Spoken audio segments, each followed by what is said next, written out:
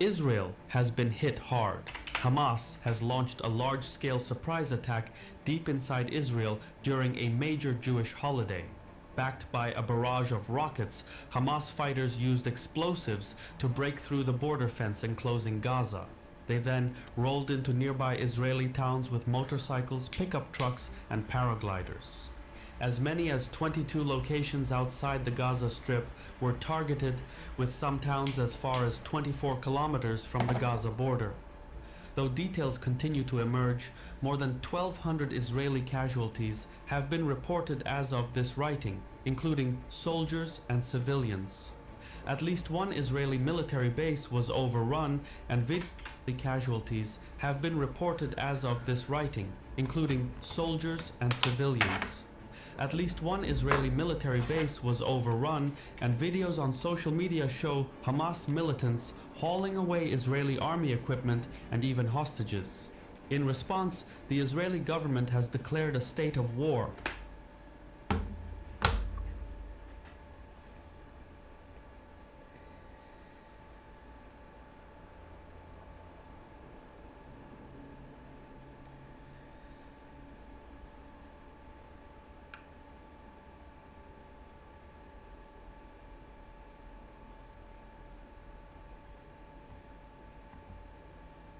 Get the fuck out of here. Man, you be fucking up all your technology. I see you at the repair shop fucking every week trying to repair that iPad because you threw it across the room trying to play PUBG. You can't play on mobile. Get a PC. Fucking nerd. Just spend $10,000 on a super ultra quality PC. Probably like $4,000.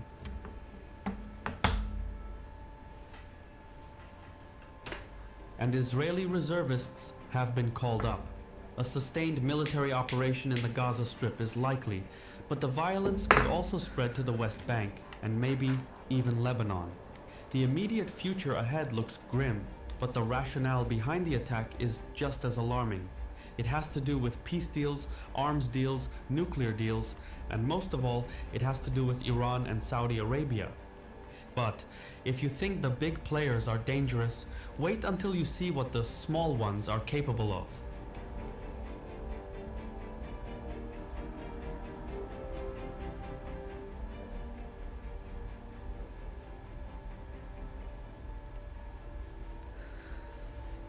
Israel rests in a tough neighborhood where things tend to blow out of proportion quickly. In South Lebanon, Israel and Hezbollah are exchanging fire. If this continues, it's only a matter of time until Syria gets involved, and then maybe even Iran and the United States. Before long, we could be looking at a new regional conflict. Using ground news, I can see that over 42 sources are reporting on this story. Interestingly though, 46% of the sources are leaning right, making this a potential blind spot for the left. Scrolling further down, I can see that the Wall Street Journal broke the news and that most sources originate from the United States. However, I also noticed that sources from the left and right have largely mixed factuality, which means these publications don't always use proper sourcing or may use loaded language that alters the context. But when looking at center-leaning sources, the factuality is the highest. That is the kind of stuff I look for to make sound judgments. Using ground news, I can easily filter through the noise. No other platform has such tools made available, which is why I advise everyone to bookmark the Israeli-Palestinian conflict page on Ground News. It has all the latest and breaking news you need. I want to thank Ground News for sponsoring this video, and I highly encourage you to check them out as a resource. Caspian viewers get 30% off their unlimited access plan using my link. We live in an increasingly complicated world, and it's about time we modernize the way we read the news. Those who want to live with the wolves must howl with them. In recent years, the legitimacy of Hamas has been undermined by other militant organizations. Groups like the Palestinian Islamic Jihad, Popular Resistance Committees, Democratic Front for the Liberation of Palestine, and Popular Front for the Liberation of Palestine have accused Hamas of being too complacent and too accommodating towards Israel. Since then, Hamas has steadily stepped up its rhetoric and actions to match Netanyahu's right-wing government. His Democratic Front legitimacy of the wolves. Those who want to live with the wolves must howl with them. In recent years, the legitimacy of Hamas has been undermined by other militant organizations. Groups like the Palestinian Islamic Jihad, Popular Resistance Committees, Democratic Front for the Liberation of Palestine, and Popular Front for the Liberation of Palestine have accused Hamas of being too complacent and too accommodating towards Israel. Since then, Hamas has steadily stepped up its rhetoric and actions to match Netanyahu's right-wing government. In both the West Bank and the Gaza Strip, violence has steadily increased to its highest level since 2005. However, the current attack by Hamas is unprecedented. Israel will retaliate and look to prevent more rockets and infiltration attempts. Additionally, Israel will likely initiate a ground operation into the Gaza Strip to retrieve any captured hostages and military equipment from Hamas. That being said, Hamas has a history of detaining hostages for extended periods. Gilad Shalit, for instance, was held hostage from 2005 to 2011, and the situation was highly political. The Gaza Strip is also densely populated and filled with traps, tunnels, and preset ambush locations. An Israeli ground operation in the Gaza Strip could be costly for both Israeli forces and Palestinian civilians. The last major Israeli ground invasion in 2014 resulted in heavy casualties for both sides. Even so, and preset ambush locations. An Israeli ground operation in the Gaza Strip could be costly for both Israeli forces and Palestinian civilians. The last major Israeli ground invasion in 2014 resulted in heavy casualties for both sides. Even so, hostilities could jump to levels not seen in decades. But the strength, sophistication, and timing of the Hamas surprise attack suggest greater powers at play. Iran, in particular, is the biggest sponsor of Hamas. Full disclosure, it is not yet clear how involved Tehran was in the planning and preparation of the attack, but Iran has plenty of reasons for wishing to shake the political landscape.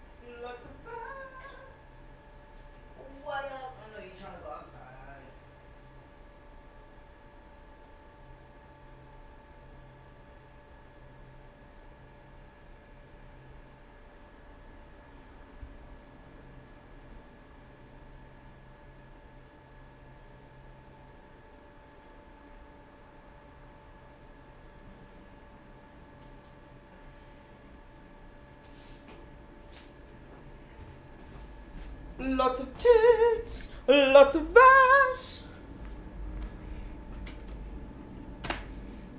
Ironically, what the Iranians fear most is peace between its foremost enemies, Israel and Saudi Arabia. Consider for a moment the context. In recent months, drumbeats have been building around an American initiative to broker a normalization agreement between Israel and Saudi Arabia. Excuse me. The deal would reconfigure the security architecture in the Middle East. Saudi Crown Prince Mohammed bin Salman has called it the biggest historical deal since the Cold War. Iran has been looking for ways to spoil the peace. The thing is, Israel and Saudi Arabia have until now quietly expanded ties, but an official agreement would advance Israel's strategic objective to secure full acceptance and recognition in the Arab world. A peace deal of such scale would tap into new economic prospects in the region, making the periphery more integrated, prosperous, and stable. And the Americans have been going the extra mile to get it done. But the olive branch would come with terms and conditions. One of the proposals, or rewards for normalization, is to bind the United States, Saudi Arabia, and Israel in a defense pact, albeit separate treaties. Some lawmakers believe that this may eventually result in the formation of a Middle Eastern NATO tasked with containing a resurgent Iran. A NATO equivalent in the Middle East would support America in policing the region and therefore allow the Americans to reduce their military footprint in the periphery. A win-win for most, but mainly for the United States. Yet, this isn't the first time Washington has tried to create some geopolitical order in the Middle East. Back in 1955, American and British lawmakers helped establish the Central Treaty Organization, Why does it keep ignoring CENTO the... for short. As the name suggests, CENTO was supposed to be what NATO was to Europe, a collective defensive bulwark against Soviet influence. Clearly, it didn't work. Coups, revolutions, and internal divisions hampered CENTO's responsibilities and capabilities. Eventually, the organization dissolved in 1979. There were some other attempts to recreate something similar, but each effort failed miserably. The most recent attempt was during the Trump administration. The United States pushed for a pan-regional alliance dubbed the Middle East Strategic Alliance, or MESA for short. As the name suggests, some lawmakers believe that defense between peace is. Even so, hostilities could jump to levels not seen in decades. But the strength, sophistication, and timing of the Hamas surprise attack suggest greater powers at play. Iran, in particular, is the biggest sponsor of Hamas. Full disclosure, it is not yet clear how involved Tehran was in the planning and preparation of the attack, but Iran has plenty of reasons for wishing to shake the political landscape. Ironically, what the Iranians fear most is peace between its foremost enemies, Israel and Saudi Arabia. Consider for a moment the context. In recent months, drumbeats have been building around an American initiative to broker a normalization agreement between Israel and Saudi Arabia. The deal would reconfigure the security architecture in the Middle East. Saudi Crown Prince Mohammed bin Salman has called it the biggest historical deal since the Cold War. Iran has been looking for ways to spoil the peace. The thing is, Israel and Saudi Arabia have until now quietly expanded ties, but an official agreement would advance Israel's strategic objective to secure full acceptance and recognition in the Arab world. A peace deal of such scale would tap into new economic prospects in the region, making the periphery more integrated, prosperous, and stable. And the Americans have been going the extra mile to get it done. But the olive branch would come with terms and conditions.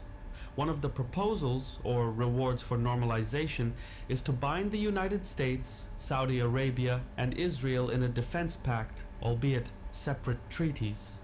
Some lawmakers believe that this may eventually result in the formation of a Middle Eastern NATO tasked with containing a resurgent Iran.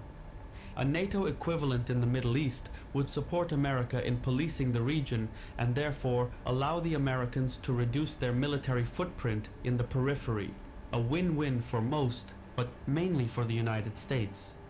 Yet, this isn't the first time Washington has tried to create some geopolitical order in the Middle East. Back in 1955, American and British lawmakers helped establish the Central Treaty Organization, or CENTO for short.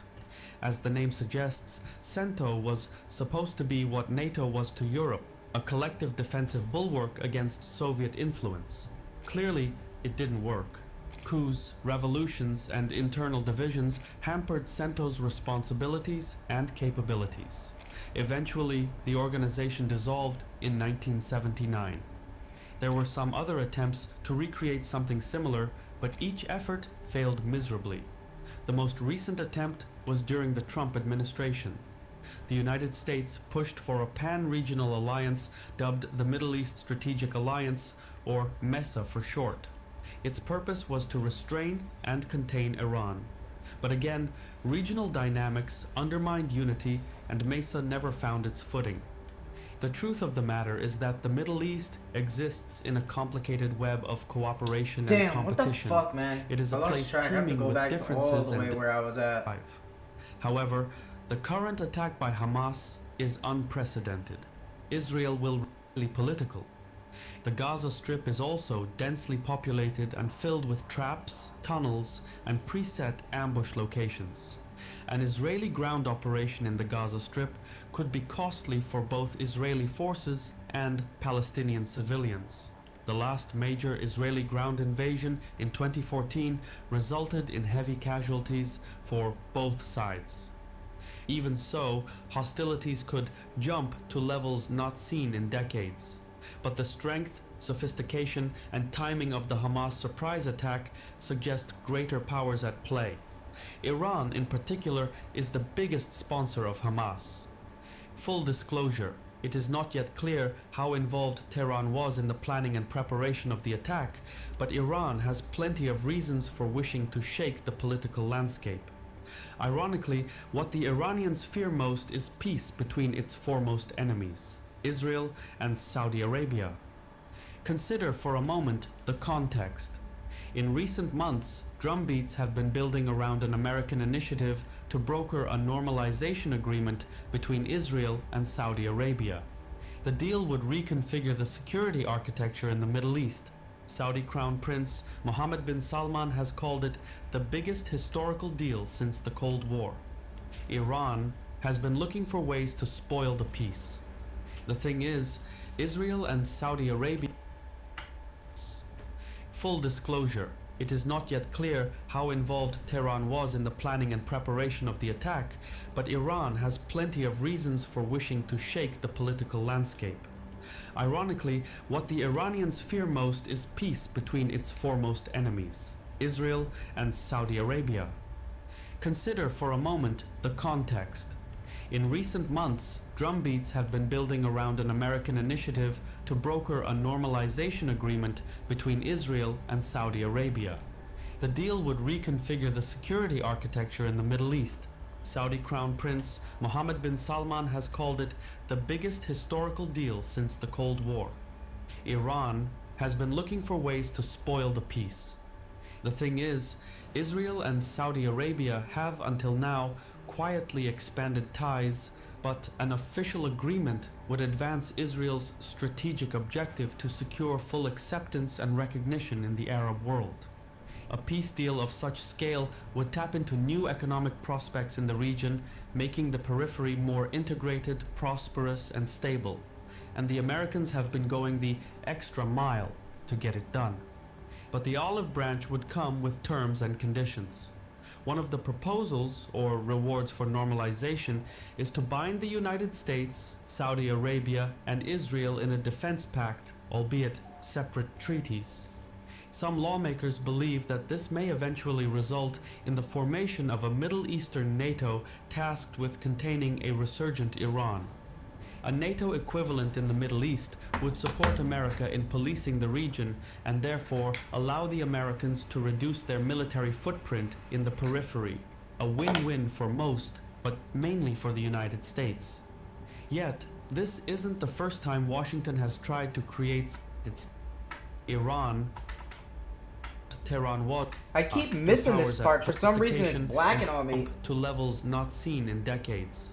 But the strength, sophistication, and timing of the Hamas surprise attack suggest greater powers at play. Iran, in particular, is the biggest sponsor of Hamas.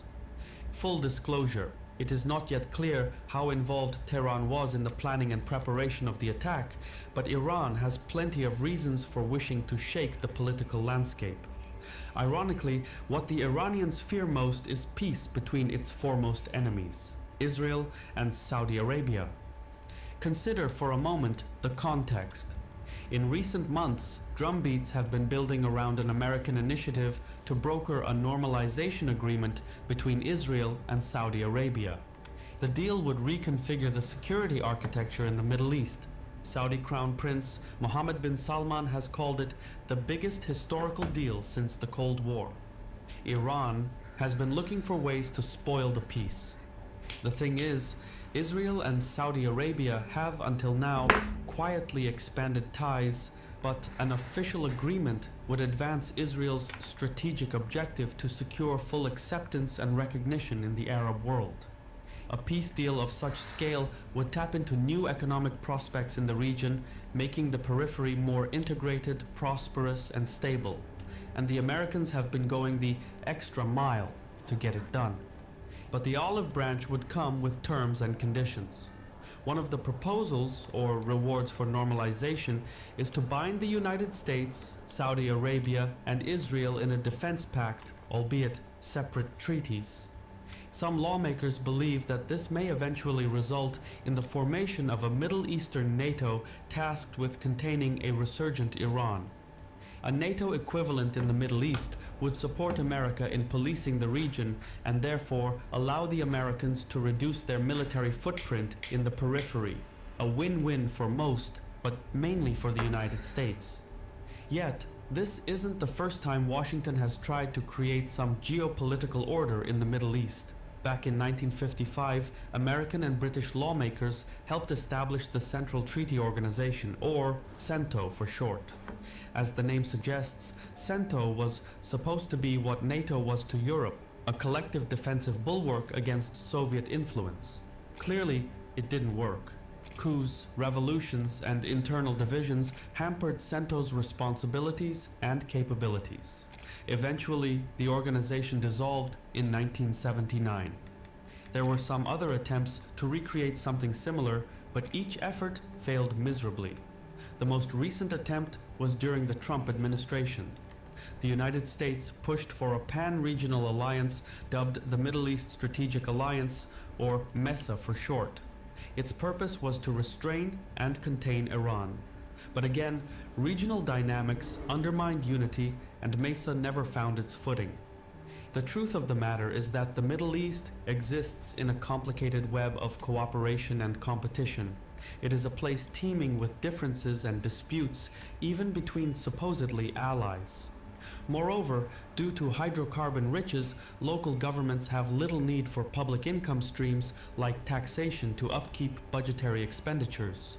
As a result, governments in the Middle East are detached from the societies they represent.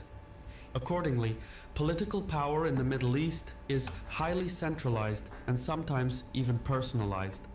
However, when political turmoil erupts in the region, which it does every so often, the personalized deals are cancelled just as quickly as they were approved.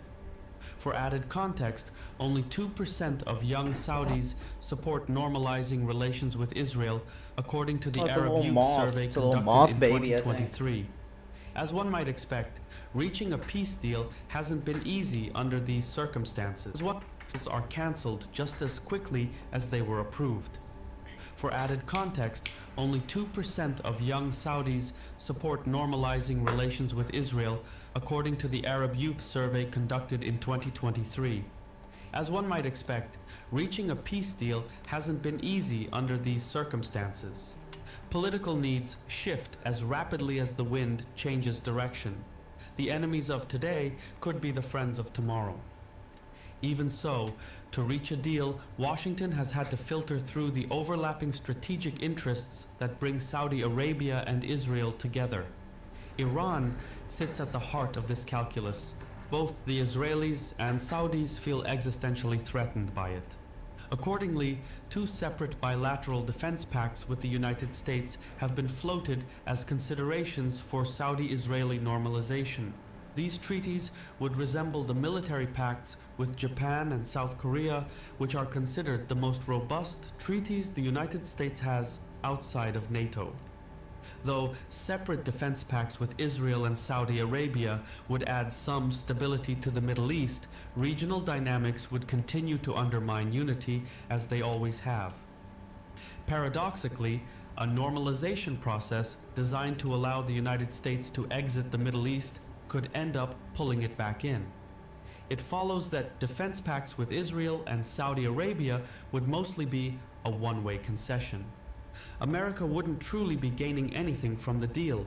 It would in fact be making additional commitments to a place it wants to leave. The only benefit for America is that defense pacts grease the wheels of the negotiations. For Israel, meanwhile, the stakes are different. The government of Prime Minister Benjamin Netanyahu, more precisely his ruling cabinet, has for a while been considering the complete annexation of the West Bank. The ruling coalition includes factions representing the religious Jewish settlers in the West Bank. Two political parties, in particular, hold disproportional leverage: the religious Zionist Party and the Jewish Power Party. These two control the most influential ministries of the country. Itamar Ben-Gvir acts as the Minister of National Security, while Bezalel Smotrich is the Minister of Finance and de facto Minister of Defense. What both these parties have in common is their mission to recreate Israel into a Jewish state, stretching from the Jordan River to the Mediterranean Sea. And by controlling the ministries they do, Ben-Gvir and Smotrich have, for the first time ever, the muscle and money to annex the West Bank unilaterally. However, doing so would mean snuffing out Palestinian aspirations for self-governance and forcing them to relocate to other neighboring Arab countries. President Joe Biden has been in talks to keep both the Israelis and Saudis engaged. At the heart of the negotiations has been the faith of the Palestinians. The Saudi kingdom cannot establish relations with Israel without addressing the Palestinian issue. One of the core conditions for a Saudi-Israeli peace deal has been to stop the annexation plans for the West Bank and the exodus of Palestinians that would follow. In exchange for Saudi Arabia's official recognition and normalization of relations, the Israelis would transfer significant land in the West Bank, known as Area C, to the Palestinian Authority. The specific places and territories are up for compromise, but it would have to be something significant enough to make a difference. Simultaneously, Israel would first freeze the expansion of settlements in the West Bank and then the legalization of illegal Israeli settlements in the same areas. Yeah, it's a deeply confusing situation, one made even more complicated by the recent Hamas attack. In any case, if certain parts of Area C were transferred to Palestinian control, the Palestinian Authority would form a more contiguous entity and thus be better able to develop local infrastructures and towns without affecting the Israeli settlements. This transfer is, in fact, provided for under the 1993 Oslo agreements, which Netanyahu recently pledged to uphold. However, Netanyahu is known for walking back on his promises. So the Saudis have requested the transfer of territory up front as part of a normalization deal. By all means, conceding parts of Area C would be a game changer. It would effectively sterilize the plans for annexation.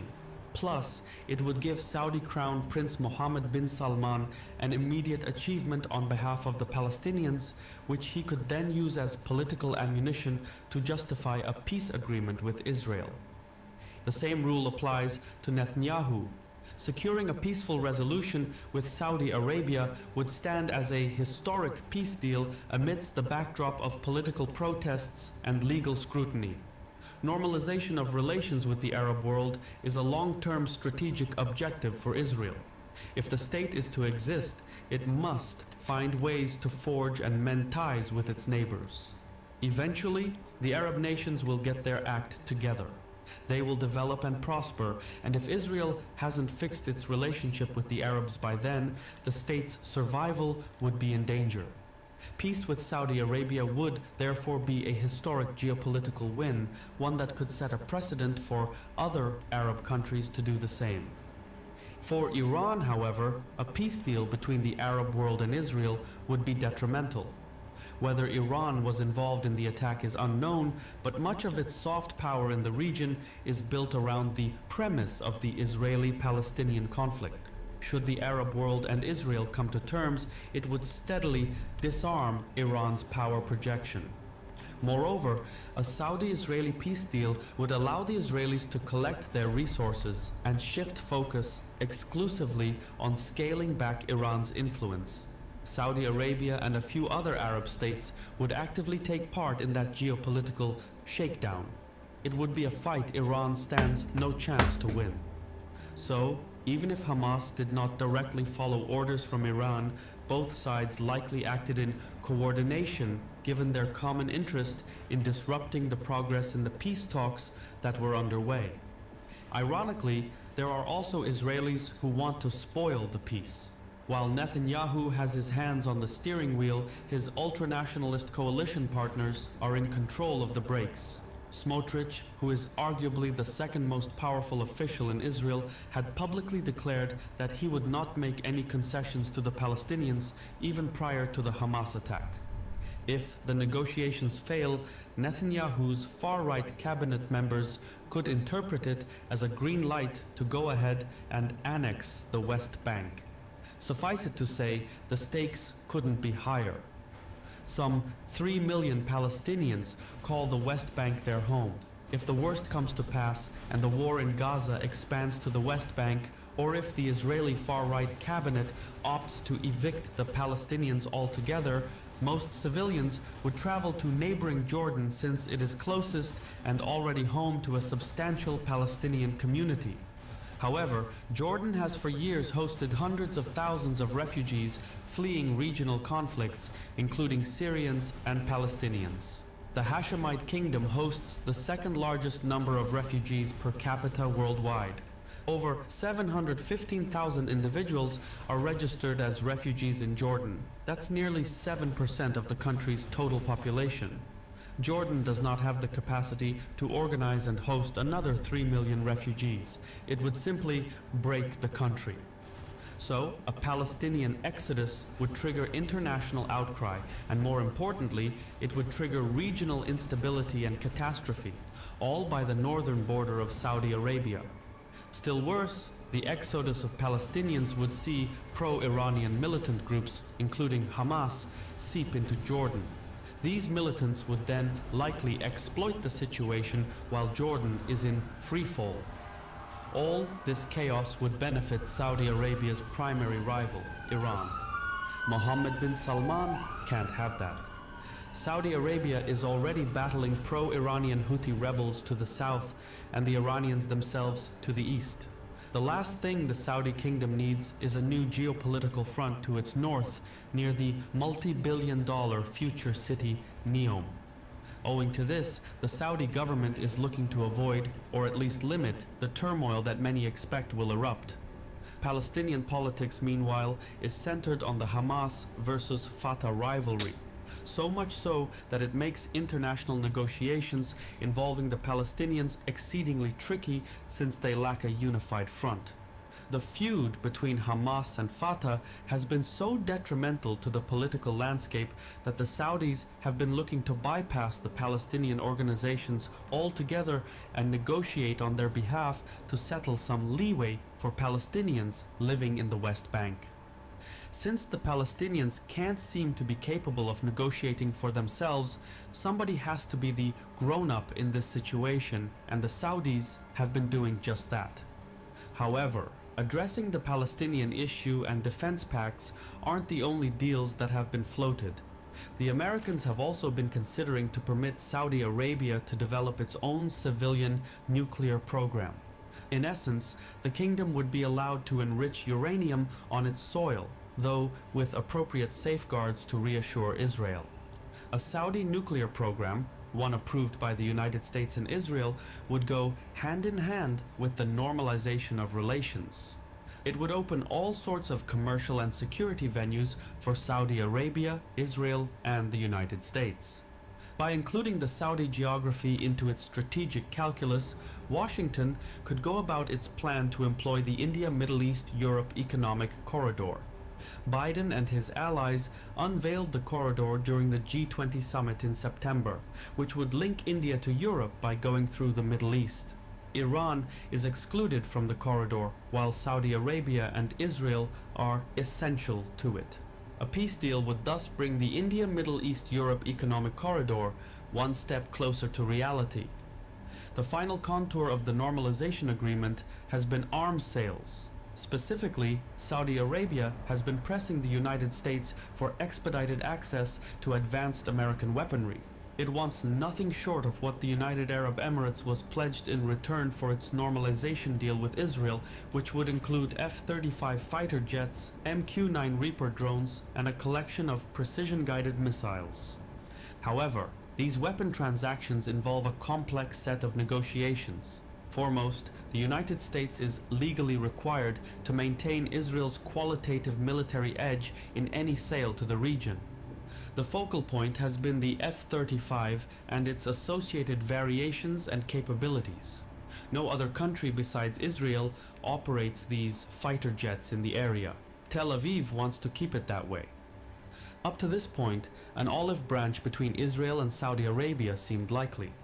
The attack by Hamas, however, changes the equation. It sets back the peace deal, if not torpedo it altogether. What was before is no more.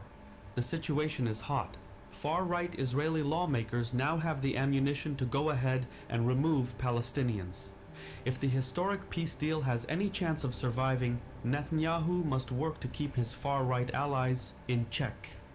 The silver lining is that the political opposition has offered to form an emergency government for the time being, so catastrophe can still be avoided.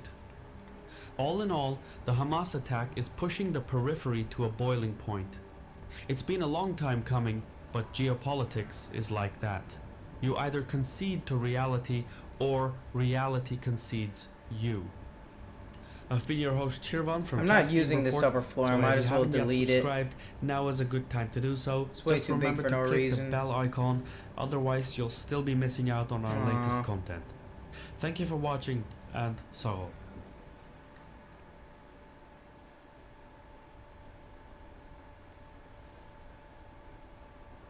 I'm just gonna make a bigger bottom floor.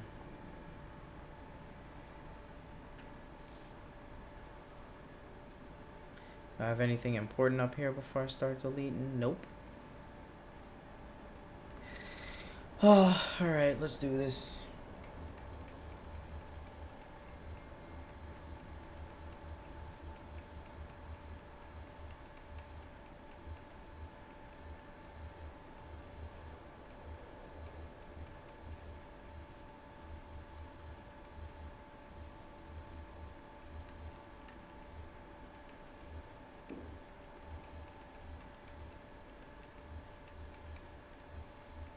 I think it's time I finally reorganize the inside of my house.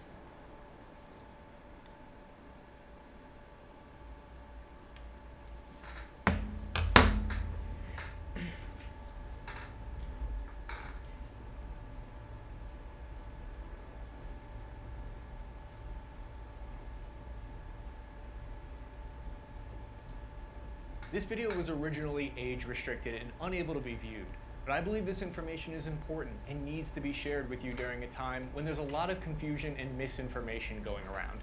So I'm uploading it now with some new, up-to-date information and toned-down footage. The Israeli Defense Forces launched their retaliation against Hamas. The conflict now threatens to pull the entire region in, as well as the United States and Iran. The first thing you need to know is Israel's Defense Minister Yoav Gallant ordered a complete siege of Gaza on Monday, October 8, 2023. Israel has confirmed that they will now stop the supply of food, water, and fuel into Palestine's Gaza Strip that has a population of 2.3 million people. Israel's retaliation is from the air, ground, and sea. Airstrikes reportedly hit over 1,300 different targets along the border and inside of Gaza. Israel confirmed on October 12th their Air Force had dropped 6,000 bombs. Many air-to-ground munitions are between 500 and 2,000 pounds, which means potentially up to 3 million pounds of ordnance has been dropped in Gaza over the past 5 days. I believe what we're witnessing right now might already be the opening stages of what will eventually become an Israeli ground assault into the Gaza Strip. As a point of context, the Gaza Strip is about 140 square miles, so about the same size as the city of Washington, D.C. in the United States, or the city of Lucknow in India. So blockading the city of Gaza will be a monumental task. Before we go any further, if you're not familiar with me, I'm a former U.S. Army infantryman and Iraq War veteran, Chris Cappy. Just so you know where I'm coming from, my goal with this channel is to help explain the key terms and strategic military concepts that are at work in this conflict and others, so that you have the tools to think critically and analyze the war for yourself. My intention isn't to tell you what to think. While I try to stay unbiased, I'm also not making an argument for moral equivalence or moral relevance. I don't think both sides are equally to blame. However, the Israeli-Palestinian conflict has always seemed like a kind of Rorschach test to me. What you see when you look at it tells you a lot more about yourself, what you value, what your political affiliation is, what your religion is, more than anything else. So I'll try to spare you my personal biases. I've linked my sources in the description of this video, and I encourage you to fact check me every step of the way. Covering this complex topic is a difficult task to do, but hopefully I can do my best to do justice for you. This video update is meant to be a collection of all of the information that you need to know right now. So I want to be upfront with you. If you're not interested in interrogating this conflict from different perspectives and different points of view and looking at it from different angles, then this might not be the video for you. And that's completely okay. This is an extremely emotional time for a lot of people, but that's what we're going to attempt to do here today. A thick fog of war has settled over the chaos of the conflict as people try to figure out what's really happening on the ground. Why was the strike worth it for Hamas? I've been scratching my head trying to figure out. They know Israel is about to retaliate with 10 times the military force that they're capable of. Who was responsible for planning the attack? How was Hamas able to surprise Israel's intelligence agency Mossad? Then, at the end of the video, we'll interrogate some of the different points of view on the geopolitics of this event. If we take a look here at the live conflict map, it shows icons that are geotagged and linked to sources that give us a picture of the current situation on the ground. The IDF confirmed their surge of Merkava main battle tanks and thousands of infantry to the south had successfully retaken control of 22 different Israeli towns and army bases that were overrun, although there appears to be isolated attacks still on the ground in southern Israel. The red icons on the map show us Hamas activity, like them firing rockets, and orange icons show us where the Israeli military activity is happening. We can see here that the IDF captured paper and documents from the fallen Hamas fighters. This document is written in Arabic, but I use Google Translate camera application on my phone to translate the text. It shows us that this little cheat sheet was sent along with all of the Hamas fighters that they brought along with them in order to identify weak points on the Israeli Merkava tank, where to shoot it, with what type of ammunition to shoot it with, and details on how to defeat the countermeasure trophy system that protects the tank. John Spencer, urban warfare expert at the Modern War Institute, explains the limits of Hamas rocket capabilities linked in his article in the description. A 2021 report assessed that Hamas had over 8,000 rockets, meaning that even if it hasn't increased its stockpiles over the past 2 years, they have thousands of rockets at their disposal with which to target assaulting IDF ground forces. He pointed out that urban combat requires 4 times as much ammunition, or even more compared to other environments. John estimates Israel will likely be mobilized and ready to go boots on the ground in Gaza within 3 to 7 days, so possibly by the 18th of October. On October 12th, 2 p.m. local time, Reuters reported Israel had struck 2 international airports inside Syria. This is according to Syria themselves. I couldn't find any confirmation that Israel had taken responsibility. The airports hit were in Damascus and Aleppo, and the strike will have a major impact on Syria's economy, shutting down those airports as well as also revealing the country was unable to protect their airports with air defense systems. Syria is rumored to have Russian S-400 air defense systems inside their country, so there will now be questions of if Russia, did they allow Israeli jets to strike those airports, or were they unable to stop them? Israel has hit these airports in the past, and they never took credit for it then either. We're starting to see how the IDF aims to punish anyone that they feel funds Hamas or might think about opening up a new front against them. The Institute for the Study of War is a resource that consistently proves to be accurate with their analysis in many different conflicts. They stated that Hamas militant wing, the Al-Qassam Brigade, launched an attack into the Israeli town of Riyadh, which is approximately 30 kilometers east of Gaza, on Monday, October 9th. This is likely why Israel's told their citizens to shelter in place for up to 3 days, because there could be Hamas infiltrators in Israel. Initial estimates claim that 1,000 Hamas fighters participated in the original assault, although conflicting reports from the IDF claim they've recovered 1,500 KIA Hamas fighters inside their borders. This gives us a better idea of the strength of the initial surprise attack. There's no exact science for calculating a typical death to wounded ratio in wars, because the conditions in each war are so different. But a rule of thumb is usually there's 1 death for every 3 enemy wounded. This calculation in this specific attack could be very different though, because this might have been a one-way kamikaze mission for these Hamas fighters, the tactic that they're known for using. This live update from the ground shows us a report that 3,000 weapons were left behind by the KIA Hamas fighters, which indicates the attack was meant to be even worse than what they were able to pull off. The orange castle icon is showing us engineering activity. As of October 11th, Wednesday, it appeared that there is no further infiltrations and combat engineers work to rebuild the breach points in the 40-mile wall around the Gaza Strip. This security wall took 140,000 tons of iron and steel and 3 years to build. It was finished only in 2021, and it cost an estimated $1.1 billion to complete. The wall was partially Israel's alternative to occupying inside Gaza, which they had done for a period of about 40 years in the past. The Washington Post wrote a great article linked in the description detailing the wall's capabilities and how Hamas was able to defeat it in 29 different locations where they breached.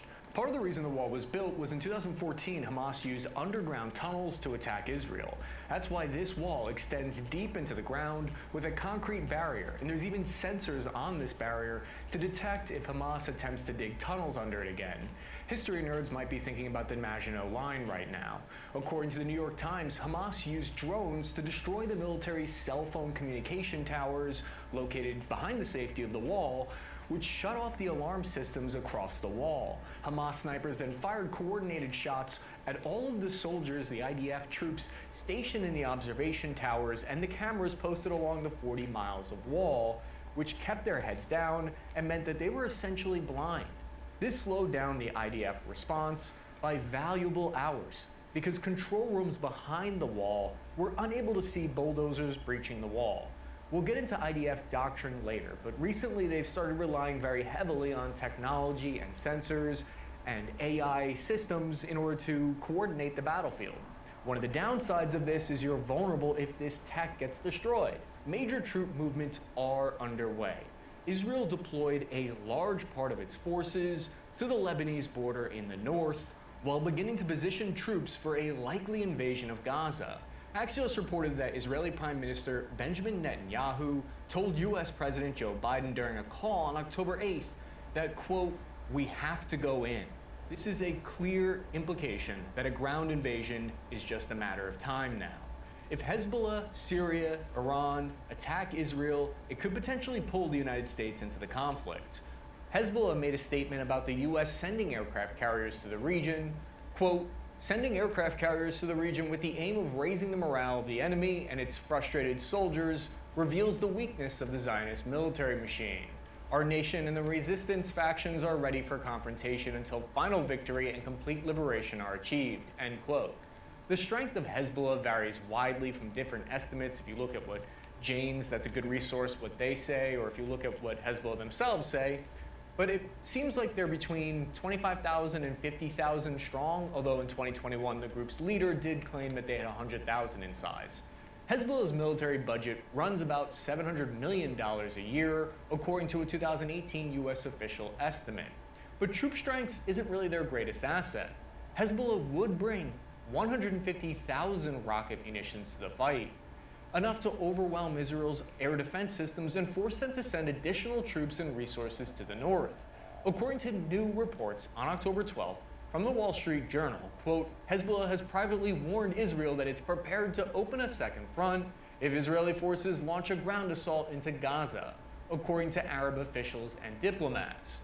But whether Hezbollah follows through with that threat is a central topic of debate for Israeli leaders. So this is where I think you'll want to familiarize yourself with the key geopolitical term called brinkmanship. When you hear that term brinkmanship, it's a diplomatic or strategic approach characterized by the willingness to push a situation to the brink of conflict or crisis to achieve one's goals, often at a high risk of escalation. It involves engaging in aggressive and high-stakes tactics to gain leverage in negotiations or disputes. So this is a common tactic that you'll see done. The term is commonly used in international relations to describe actions where parties take extreme positions with the belief that their opponent will back down to avoid a catastrophic outcome. So everyone here is playing a little bit of a game of brinkmanship. It's also kind of like a game of poker, which I'm terrible at, and you have to determine if someone's bluffing or not. It's like giving your girlfriend an ultimatum or living life on the edge. It's not exactly the best, least stressful way for everyone to exist in the world. All this is to say that it would be devastating if the conflict were to escalate to include Hezbollah and Iran.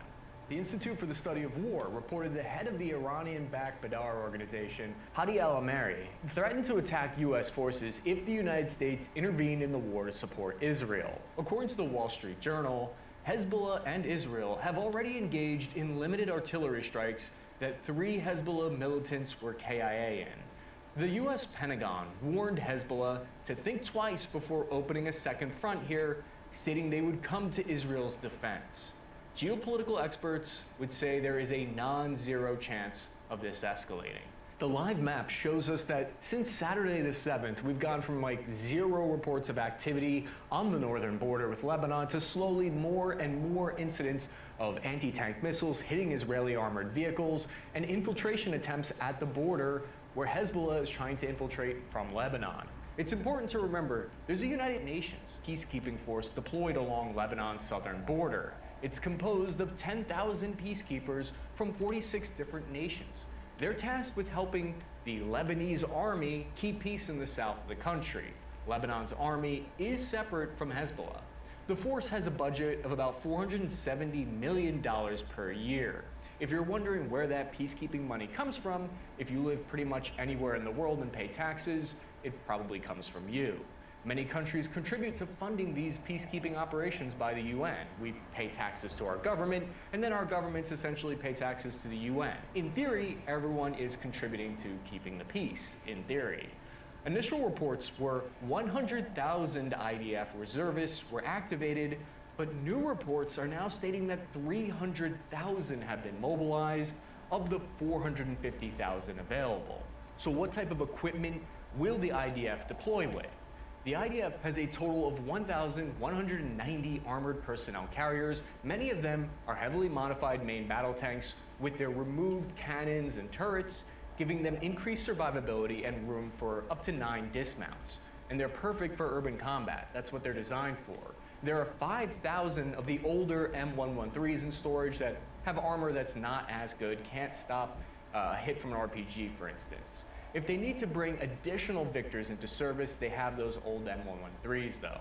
According to open source intelligence estimates, in the public domain, Israel has 10 Iron Dome, 4 Patriot missile systems, and 2 David Sling batteries to provide cover from rocket attacks. A squadron of fighter jets is 18 to 24 aircraft, and Israel operates 3 squadrons of F-15s, 9 squadrons of various types of F-16s, and 2 squadrons of the most advanced stealth F-35s.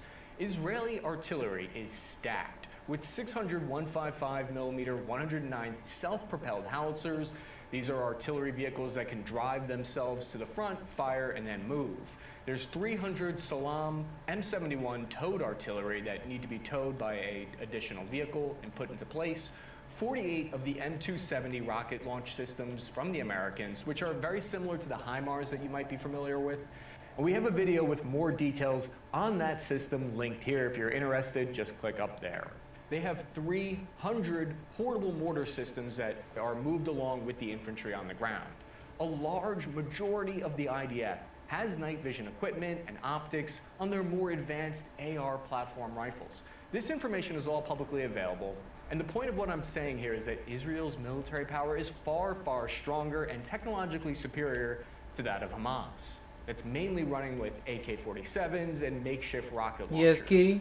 Hamas does deploy manpower. Please don't tear but apart there my are no beautiful reports of nice chair. Israeli fighter jets having been shot That's a lot down of as money. of yet. This is where we What? should familiarize ourselves with I'm a key playing. concept I'm that jamming. you're going to hear about in this conflict. It's called power dynamics. In the context of the Israeli-Palestinian conflict, it often refers to the significant disparity in power, resources, and influence between Get your Israel fucking ass down and here. the Palestinian territories. Supporters of Hamas use this concept to justify their actions. Israel, on the other hand, states that this power disparity does not change the fact that they have the right to protect themselves. For a nation of 9.3 million people in Israel, it can be very taxing and expensive to mobilize 300,000 troops for a long period of time. For context, they're surging to about a third the size of the US military, and they have a population of 330 million people. This is part of the reason as to why the Israeli Defense Forces strategy is often built on the military concept called violence of action. Violence of action is a term that we use in the military to describe a particular mindset and tactical approach that emphasizes a few different factors: overwhelming force, speed, aggression, and decisiveness when engaging an adversary or executing an operation. It involves taking swift and aggressive action to gain a significant advantage over the enemy or opponent. This is the mindset that you need to have if you want to survive the brutality of close combat urban warfare. Part of the reason Israel does this is because taking 300,000 people out of their jobs, calling them up from the reserves, and out of their economy for a prolonged period of time will be draining on their economy. They're certainly capable of doing it, but it comes at a cost. One factor that can be limiting for the IDF is that their logistics may not be able to sustain a prolonged conflict at that number of activated troops at its current state, because it's not designed for this. Israel wants to end the conflict quickly and decisively. Hamas is going to try with their strategy to drag it out, hoping another front will open up in the meantime. We have a very good idea of how Israel will fight because in 2020, the Israeli Defense Forces announced the development of a new operational concept called decisive victory that would change the way Israel fights wars and how they define victory on the battlefield. In the past, the last doctrine was called systemic operational design, and the critics said that it was kind of this postmodern theory of fighting. It was very complicated and dense, relied too heavily on the Air Force, and deprioritized the infantry, which were kind of skirted into a security role, which resulted in losses during the 2006 war with Lebanon. The IDF dropped that plan and switched to the 2015 plan called Plan Gideon, which was colloquially referred to by the IDF officers as mowing the grass, so to speak, meaning that Israel would fight Hamas every so often to keep them weak, because according to their own plan, Israel didn't have the ability to completely destroy their enemy. However, the new 2020 plan called Decisive Victory is different. Eran Orel, head of the IDF Daydow Center for Interdisciplinary Military Studies, explained it as, quote, to attack deep into the enemy territory to conquer main nerve centers and inflict a decisive defeat, while suppressing enemy rockets and missile launched nearby towards Israel forces. So this new strategy has two main goals that you're going to look for. First is to shorten the war's duration with overwhelming destruction of the enemy's capabilities using intelligence assets, precise fire capabilities, and offensive autonomous systems. Another tenet of the IDF strategy is how they classify their enemy as a rocket-based terror army, when in the past they classified them as guerrilla warriors. It's an important distinction. However, Franz Stefan-Gatti points out that the IDF hasn't fully adopted this plan yet, and he said a major issue with Decisive Victory is achieving information superiority over your enemy, which might not actually be feasible. And if that does happen, the whole plan falls apart and you're left with a protracted long war. Another important live update on the ground comes from the border with Egypt. The latest information states 1,000 Israelis are dead, the majority of which were civilians that Hamas went house to house chasing down. There are over 1,000 wounded. U.S. President Joe Biden stated 11 Americans reportedly are dead and hostages are likely captured. This could be a major factor in how the U.S. decides to respond now. Reports of the amount of hostages Hamas has increased from dozens to about 150. That's the most Hamas has ever had by a large factor, and this increases their leverage. The most up-to-date figures for Palestine is 900 dead and over 1,000 wounded, many of them also civilians. These numbers are expected to go up. For context of how major this is, 2,800 Israelis were KIA in the 1970s. So do I get protection in my base or what? This is what's called a roof knock. It's a technique that the Israeli artillery and airstrikes have used in the past, where the IDF would fire a special munition that is designed to make a loud noise and create a shock wave without causing significant damage or casualties. It serves as a final alert to people inside the building to leave before the actual airstrike occurs. The IDF also makes phone calls to people in the area, and from what I understand, they give them about 60 seconds warning to leave, although it could be longer than that. I'm not certain. Is it In destroying theory, rocks this allows outside? The Palestinians to evacuate. God before damn the it. second actual lethal, powerful munition destroys the Damn, building. look at this In roof. certain situations, this Looking roof knock nice. tactic in the past has been used to minimize civilian casualties. Particularly, they use this when targeting buildings or structures that are believed to contain Hamas or other militant fighters in the Gaza Strip. The IDF has reportedly stopped with these roof knocks, which is major news. This change in policy is because of the October 7th Hamas attack. The restraint shown by both sides in the past is now gone. There was speculation of how Israel would handle the difficult situation of dozens of hostages in the Gaza Strip that were captured on Saturday. The Hamas armed military spokesperson, Abu Abdiyah. Why don't I stated have they would hazard take out protection one in my hostage every base? time Israel doesn't I use moved one of it these roof from its knock original warning position. tactics. Any targeting of What the innocent fuck is this? civilians without warning This? No, will it's be protected. met, regretfully to say, by executing one of the hostages in our custody. So Hamas is already using their leverage with these hostages. However, it's also important to note that this roof knock tactic isn't without controversy. Like just about everything in this conflict, there is a debate. Critics argue that it's not always effective in ensuring the safety of civilians, and that the warning time provided may not be sufficient, especially in densely populated areas like the Gaza Strip. Another technology and tactic developed by Israel for limiting civilian casualties is this device here that uses a kind of sonar frequency to see through concrete. The Xavier 1000 is a ground-penetrating radar that can identify people inside of buildings behind concrete from over 50 meters away. John Spencer, a U.S. Army combat veteran and urban warfare expert, as well as a friend of the show, tweeted this about the situation in Gaza, quote, "Gaza is not a continuous urban area. Statements that there is nowhere for Gaza citizens to go is not true. There are tactics, techniques, methods to get citizens out of combat areas before attacks. The IDF is warning civilians to flee specific areas and buildings."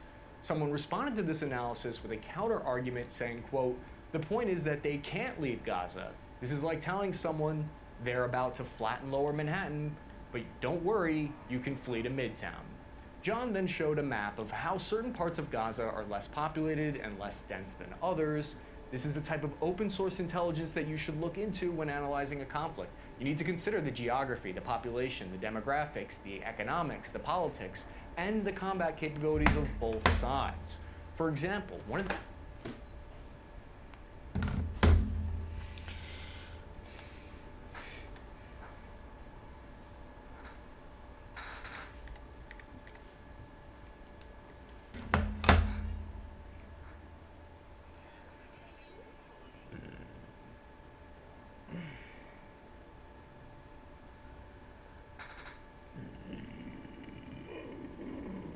Oh, excuse me.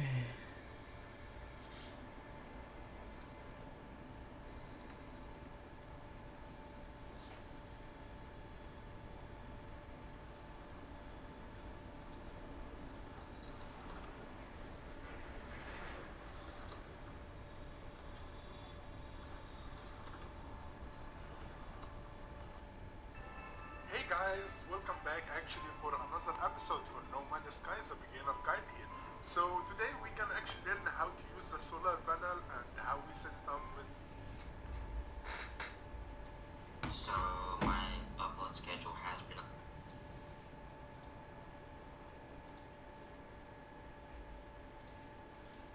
Panel and how we set it up with electricity and everything. But first thing we need to do to get out of this planet. So I'm sure I'm not. I can see goodbye to this planet and let's look for another planet here.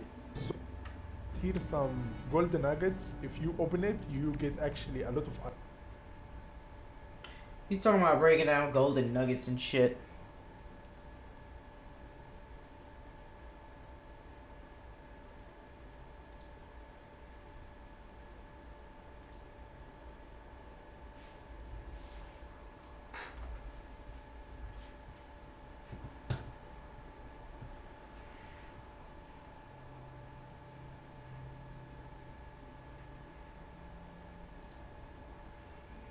Hello right bags, it's Jade, welcome to a No Man's Sky tutorial. Today I'm going to be taking you through the basics of power. I've got a more advanced tutorial incoming showing you how you can make some more complex logic gates. No Man's Sky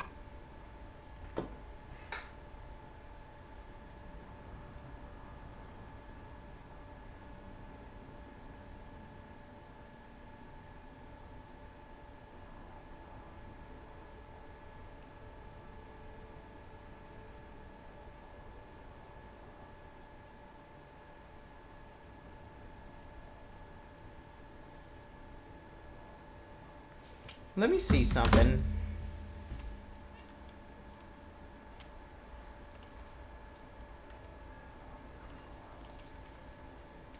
Did that fix it? Nope. I'm just gonna die. Okay. Let's take a different picture.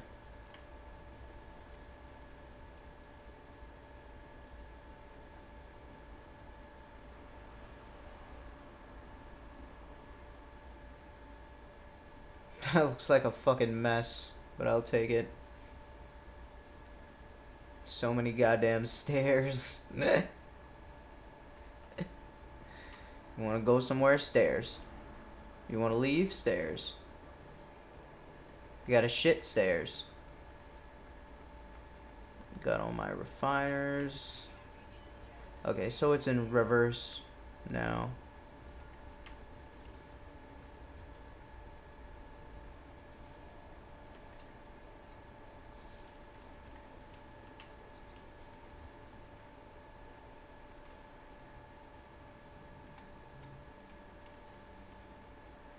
Which one is this?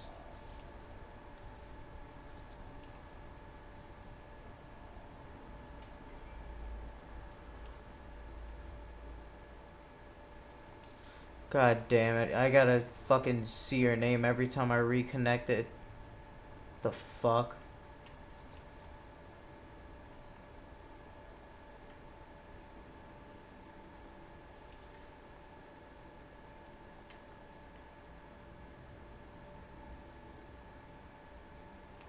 resource, plants, food, mods, tech.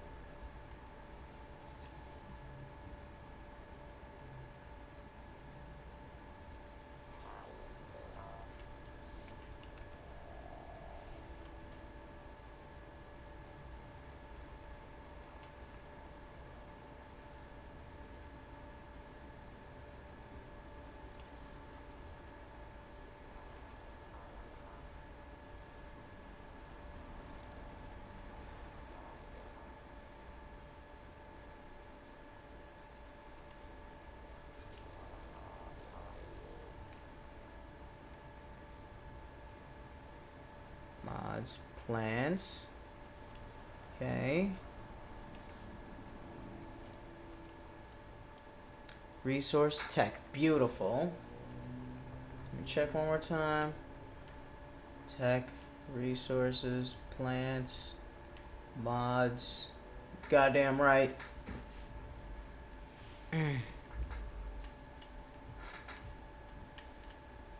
Got a bunch of extra stuff, hey.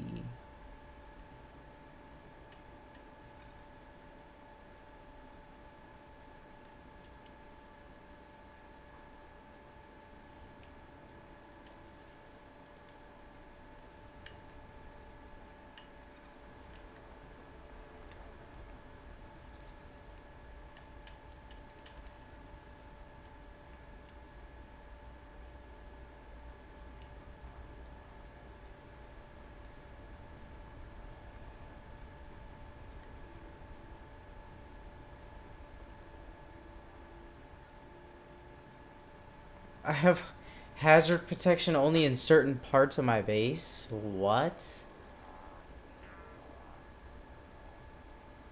What does that mean?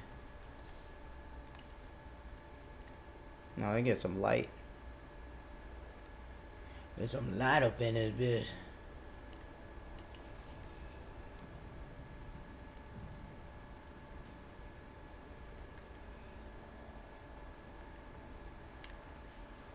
Power can be pretty simple, especially at the very start in machinery that you're going to be using, but eventually when you want to make more sophisticated your bases to be powered, but you are definitely going to need the biofuel reactor first. In your construction research unit you should be power. But to start off with, go ahead and fill it up with carbon. As you can see of carbon, this is why they don't make very good power supplies. You need quite a lot of these to keep running big bases, so you're quickly going to need other items to help you get more power. But to start off with, go ahead and fill it up with carbon. As you can see, I've got about an hour running on one big full tanker. If you have one of these inside your base, it'll automatically power it up. But then you've got to look out to make sure that your base isn't too big and that the power output isn't as great as what's generating. You can see at the moment, everything that's in this small section of my base is using up around 11 kilopoules, who knows. And there's an availability of 50. I wonder if I add 2 biofuel reactors. What's it at now? 50 kp available.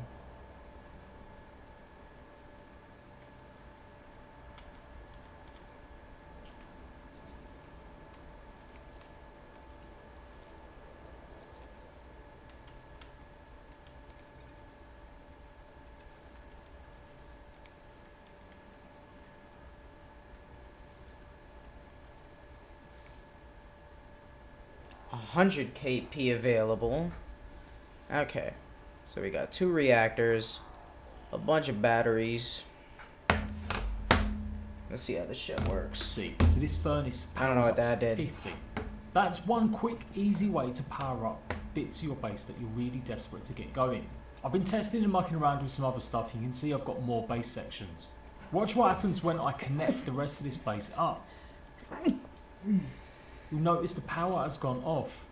That's because I need 66 kp and this only outputs 50. So to get the remaining, I'm going to either need another biofuel reactor, or I could start thinking about other ways to power up my base. Now, one of the best ways is to make sure you have plenty of batteries. Now, batteries will store up any excess power that you've got going. One best ways to get extra power is by using solar panels.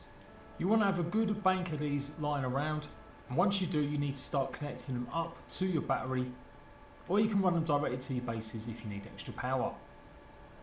Obviously, it's night time at the moment, so while we're waiting for that, let's start connecting everything up. You've got wiring which is free, it doesn't cost any resources to make.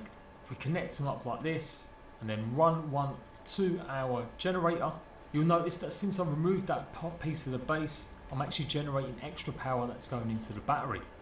It gives you exact timing of how long it's going to be until it's charged fully, and it's roughly charging 39 kp per second. You can do the same and connect it all together, but instead of having multiple wires everywhere, you can run it across each other like that. And you can see that both of them are now gaining and gathering extra energy.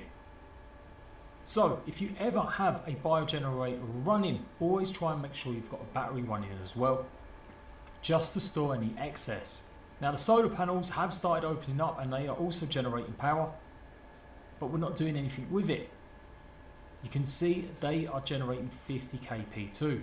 So let's actually put this together and let's add this to the battery network. So I was doing it right before. And once again, you can just go ahead and connect them all up in one single line, and the flow will just keep transferring. By doing that now, we've got over 200 kp available. So solar panels in conjunction with your batteries, they're going to be the best way to power up your base. For some reason, if it's never daytime on your planet, then you will definitely need to invest a little bit more in the biofuel and be really efficient. There's ways that you can turn off the power that generates in your base as well. I'm going to be showing you all of that too. Now if we take a look at the biofuel reactor, you can see its usage is around 200 kp. So it's got a whole total. Now let's put that base part back and see if it operates and runs the rest of the base. You can see we've got no red lightning symbols, it's all blue. So we've got power running through the whole base now. For sure, if you've got old saves with big bases, if you're having any sort of problem with lots of the areas being dark, but it does say you've got enough, take one section out and replace it that connects it all. Hopefully this will fix any problems or issues that have been coming up. So I've taught you how to get the very basics going, but what can you really do with this?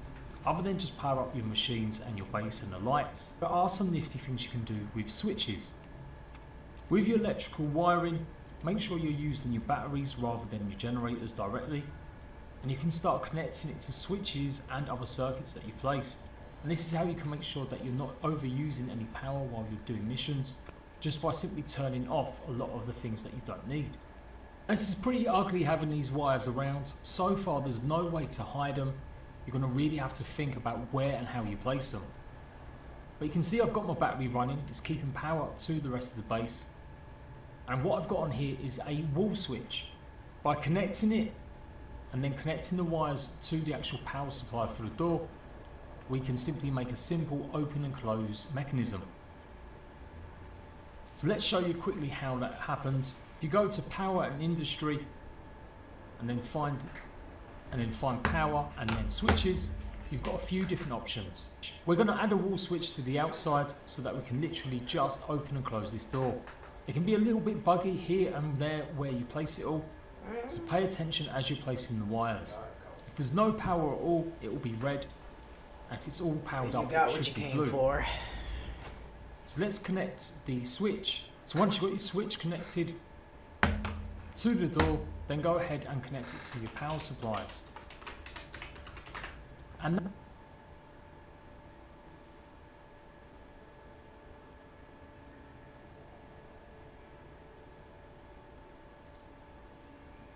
hello Ratbags, it's Jade. Welcome to a No Man's Sky tutorial. Today I'm going to be taking you through the base. Now in the power section you can see there are some other stuff that we haven't really talked about. I've got various different lights running here, and at the back I've got another biofuel reactor, and you can see I've just connected it directly up. So if you always want something running, that's how you do it. And if you take away that power cable, you can clearly see the lights have gone off. Inverters change or interrupt the flow of the power, so they can be useful for a bunch of different things. Amongst the switches, you've also got a proximity switch, and we're going to use that with the inverter just to show what you can do with this. First off, let's place it down. Let's run a cable. Why the fuck is my generator. my screen swaying? And then run Stop. another cable to one of What these the blocks. fuck Since it's is a this, proximity man? Switch. When I get closer, the J lights up. Step away, and the J goes dark. I've got 3 connections here. If we get rid of them 2 seconds, and now we put a proximity switch just near maybe where my entrance is. Then start connecting it back up. You can see my base is all powered up, but as soon as I step away, the base goes dark. So if you're worried about using too much energy, make sure you're using one of the proximity switches. Nice, super easy, super simple. Now you can set some of these proximity switches all in and around your base so that every single part you're going in, this won't happen. And your power doesn't drop just because you're moving around your base, especially if you've got big bases. All you have to do is just put even more proximity switches in and around. It's usually around a 360-degree field of effect around each one. So just find somewhere pretty discreet for them.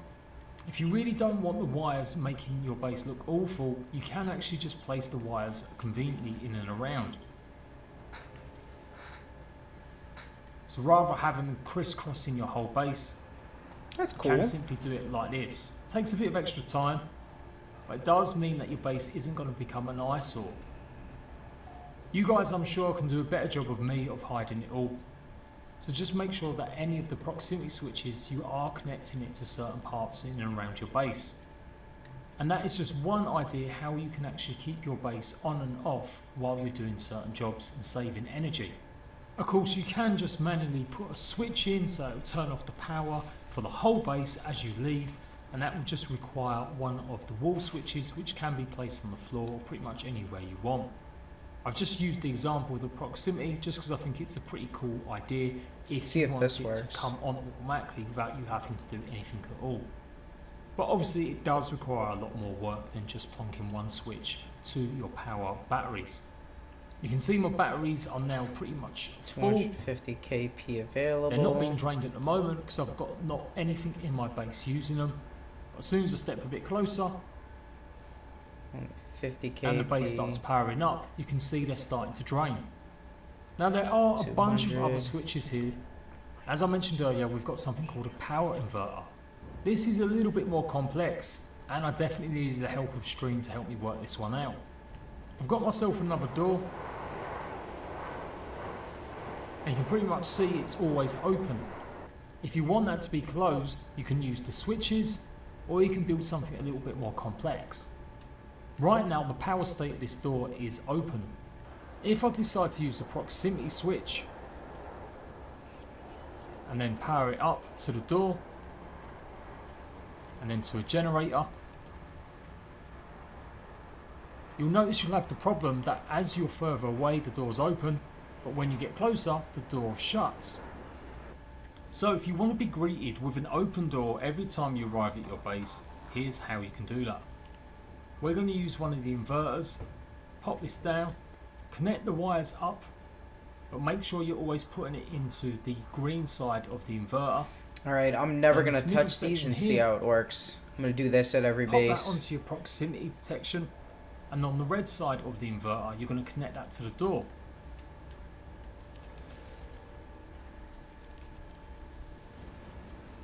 Now you can see it's going a little bit mad at the moment because I've got 2 pieces of current going towards the door, and that's how you can pretty much have blinking lights. So we're going to get rid of that wire. Now we've got to connect the other side of the proximity detector to a power supply.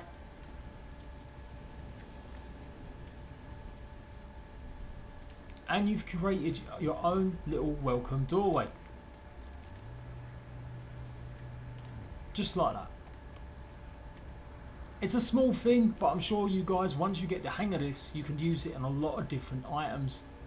But it's pretty cool to have a proximity working that it opens doors like these, rather than always having to use the holographic doors or use switches to open and close them. I'm not very good at some of this stuff. Logic gating and redstone from Minecraft, I used to love seeing what could be built, but I never really got my head fully around it. But you can see here the power is being interrupted, the proximity is giving the signal, and when it does, it's sending a signal to the door to either open or to close. You can see I've got this one set up like this here, and it opens up nicely as you're walking through. There is no interaction with either the inverter or the proximity switch. You have got buttons. Now buttons can be good, but the flip side or downside of buttons of course is if you're using them just bog standard like this, they'll open and shut something, but only very quickly. I'm sure you guys are going to come up with something more to do with buttons. Likewise, I'm going to be researching a lot and testing a few things out to see what more advanced features and techniques we can use. The same goes for the auto switch. There's stuff that pretty much for the basics of power you don't necessarily need to know too much about right now. You can purchase a floor switch as well. So it's using all 50 You need to go kp to for the that. Nexus or the Anomaly, and you'll find it under a construction trader or We're gonna fix construction module. And obviously this gives a power supply out or in. There might even be ways to hook this up to a lander. So as soon as your ship lands on your base, the whole of your base will start coming alive with power. Now in the power section you can see there are some other stuff that we haven't really talked about.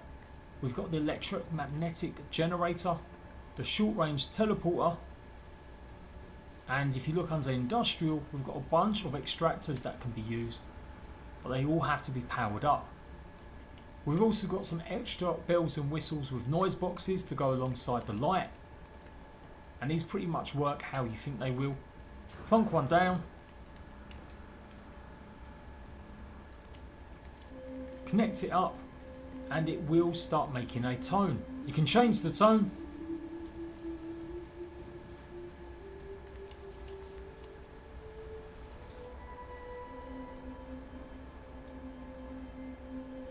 Just like that. And you could create yourself a nice little orchestra. And if you set it directly with something that pulses, like I've made here with the inverter, you can also get pulsating noises. I will show you exactly how these all work as well, but that's going to be my next advanced tutorial. Hopefully by then I'll have worked out some cool ideas that you can try as well. Let me know what you kind of want to do with this. Is it going to take you half a year to resupply your whole base? Are you going to be going mad, absolutely filling your biofuel generators with carbon? So to recap, grab a biofuel reactor blueprint. Once learned, make sure you've got some batteries. As soon as possible, move over to solar panels and make sure that you've got plenty of batteries to keep hold of all your charges. Test and muck around with different ways of supplying your base. Not forgetting that if you do have a biofuel generator in here, any items that require power will automatically be powered up without the need for messy cables. That goes for batteries too, as long as you've got it linked to one of the power outlets. Experiment with the different switches, play around with some of the light boxes and the sound modules too, and get ready as we start talking about how you can get unlimited power. I am JPG. If this video has helped you out, make sure you like it, and I'll see you ratbags for another No Man's Sky tutorial soon.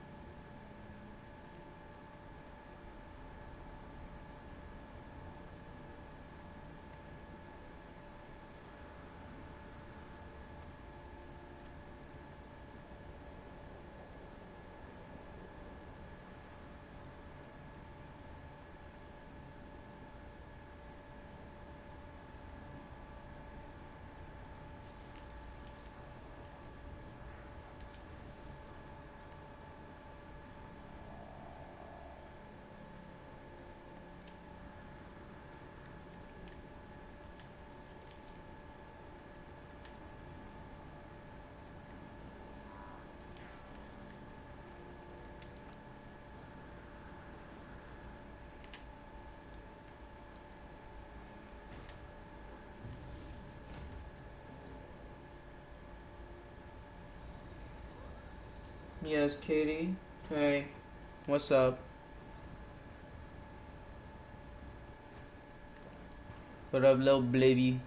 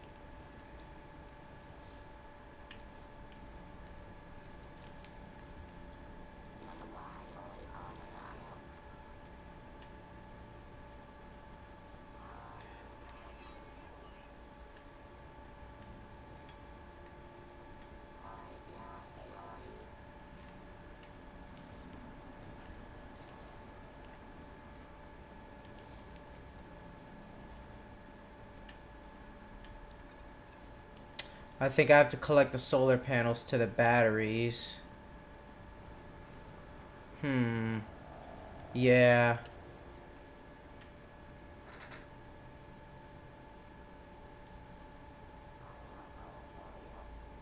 Partner with batteries. Okay, I'm dumb. Yeah, the guy in the video was right. So we'll do that right now. Get some batteries going.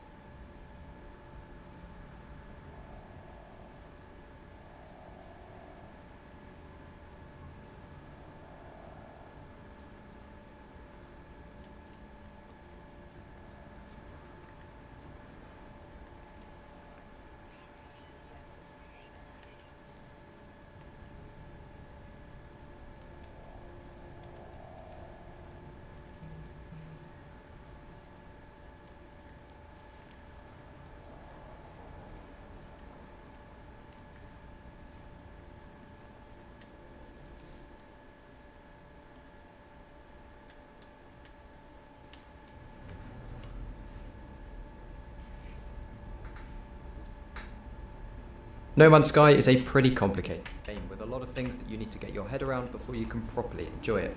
So in this video, here's everything I wish I knew before playing, from small tips and tricks to things you really won't be able to go without once you know them.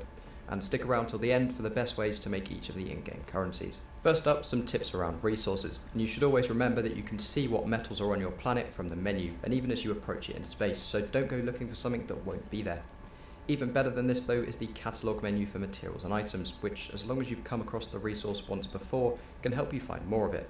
It's not going to pinpoint exactly where something you need is, but it will prompt you towards finding it, by suggesting you find a different system if it's not in yours, or with the example of chlorine, it tells you that you need to refine salt, and that the salt you need can be found underwater.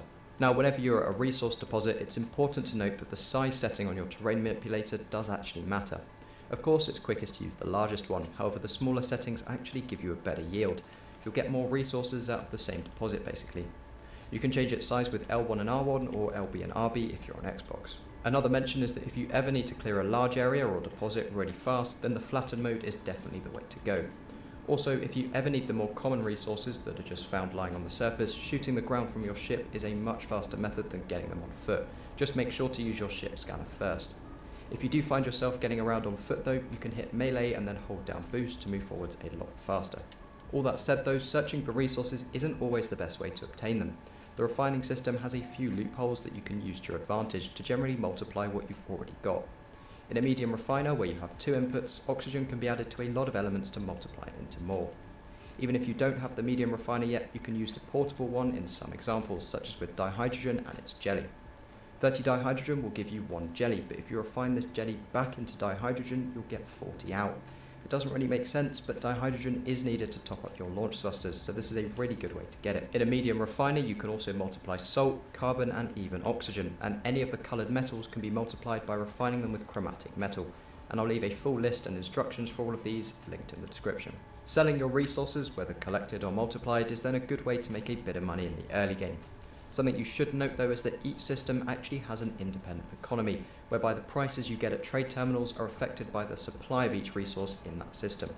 Therefore, if you're selling a huge amount of chlorine, for example, to a terminal, the price will go down for the next time you sell it, so you'll get less and less for it. Luckily, you can get around this in 2 ways, one being by just going to a new system to sell, or ideally just by selling to NPC pilots instead, which doesn't impact the price. If you really want to abuse it, you can even buy back what you've just sold at its lower price and then warp to a new system and sell it again. That one's on you. Now before we take a look at a great way to increase your inventory storage, this video has been kindly sponsored by Brilliant.org, an incredible platform for learning everything from pre-algebra and logic to the concepts behind the most topical industries of today, like AI, cryptocurrency and programming. For example, the content covered in their neural networks course is exactly the basis of how No Man's Sky generates its 18 quintillion unique planets. Their thousands of bite-sized lessons let you learn at your own pace whenever you have time, and their interactivity makes it a genuinely enjoyable and effective way to learn. It's great for picking up new skills and knowledge, whether you're looking to go further in an area you study or work in, or want to branch out and learn something completely new. New content is added monthly, and they also have a great mobile app, so you can even learn on the go. You can try all this for free for 30 days by visiting brilliant.org/averagegamereviews, or the link in the description, and the first 200 people will also get 20% off their annual subscription. But back to No Man's Sky. Now, a problem that everyone can relate to is not having enough fucking storage. There's nothing worse than being far from your base, collecting resources, only to run out of space for the damn things you need. Now you can get up to 10 massive storage containers by following the Artemis missions, and they quite nicely sync up between your freighter, i.e. everything in container 3 in your base will also be in container 3 on your freighter. Pretty neat. However, they require power, so aren't portable at all. A sneaky solution to this is to go and unlock and build the nutrient processor. You can pick up one of these for 10 salvage data at the back of the anomaly, which is also where you'll find the medium refiner blueprint, which I'd recommend as one of your first purchases from there. Once you've crafted it, you can of course process nutrients, or just use it as a nice bit of extra storage. It's portable because you can remove it and place it back down somewhere else without losing any of its contents. Next up are a few things I wish I considered before building my first base, and the main one is to build it near a trade outpost. There's one on every planet. They look something like this, and you can find them just by flying low or by purchasing an economy scanner for your ship. You can get that blueprint from the anomaly also. Importantly, outposts have landing pads, which means you can park your ship there and not have to expend any launch fuel to take off. NPC pilots will also be flying in and out regularly, so you can trade with them or buy their that's ships why I that you don't see when you lose like look off. Of course, there's also a trade terminal which will Nice. save you many trips to and from Nice. the space That's station. fucking sweet. Later down the line, you can get the blueprints for your own landing pads and trade terminal to have them inside your base, wherever you want to put it, but you can have access to them until then by just building near an outpost. Another base that you can have pretty early on is a freighter, because if you don't already know, you can get one of these things for free. They're absolutely massive, you can build most things inside of them and even earn some units passively by running expeditions with frigates, which are smaller ships you can buy to send off on missions. To get one of these for free, you simply warp between systems until you come across a space battle. Opt to join in, and if you successfully defend the freighter, the captain will offer you it completely for free. A mistake I made though was just taking the first one I got offered, which was only a B class. Little did I know you can just decline the freighter and keep warping. You'll eventually come across another battle which could offer you an A or even S tier freighter, and that's definitely worth doing if you plan to use it a lot. You'll get more storage slots and a better hyperdrive. That said, you can only come across another battle once every 3 hours and after about 5 more warps, so plan accordingly. Now there's nothing worse than having valuable cargo on board or being in the flow of a mission when sentinel ships turn up and try to kill you. Luckily, if the situation is going too far south, then you can escape the fuckers by simply calling in the anomaly and heading inside. When you return, they should be nowhere to be seen. If you get attacked while on a planet though and can't fight your way out, your best option is to dig underground with your terrain Got all manipulator. that shit set Go up. decently deep and take a couple of Double turns check. left or right. Once you've waited out the search countdown, you should have a window to pop back up and get away. So now on to earning all the main currencies, starting with units. When you very first start out, the easiest way to rack some up is just by scanning everything you see. You'll see that you're awarded units every time you do this. To make it really effective though, you need to upgrade your scanner at a space station. Head over to this guy here and you'll see that the scanner upgrades have a chance of increasing the units earned from scans of plants or animals, which is exactly what you need. To purchase such upgrades though, you'll need nanites. And an easy way to get these is also by scanning stuff. 1, 2, 3. To receive nanites from scans, you need to Down there upload to your these findings bad in this menu boys. here. And I'd recommend using the upload all button rather than doing them one by one. It gets pretty painful. Also, if you scan and upload all the life on 150. one planet, you'll receive a pretty decent bonus. Another way to get some nanites, which took me way too long to figure out, is by refining a select few resources, some of which I previously thought were completely useless and used to just discard. You'll end up collecting loads of living slime, for example, whenever you have to remove it to fix something, but that can be refined into runaway mold, which you can then refine again into a nice haul of nanites. The final currency, or really item that you'll need, is salvage data, and I really wish I stayed on top of collecting it from the start, as it ends up bottlenecking your progress. Because it's needed to purchase all sorts of blueprints, such as the refiners, it's worth having some stocked up, to avoid having to hunt for it every time you need to unlock something. You can sometimes buy it from smaller outposts, however scanning for and then digging up buried technology modules is generally the way to go, as they're easier to find and buying it can be expensive. So that's everything I have for you in this video. If you have any further questions or any other tips that you want to share, please comment them below. But if you have found it useful, then a like or even a sub would be absolutely amazing. Anyway, that's all, so thank you for watching, and I'll see you in the next one.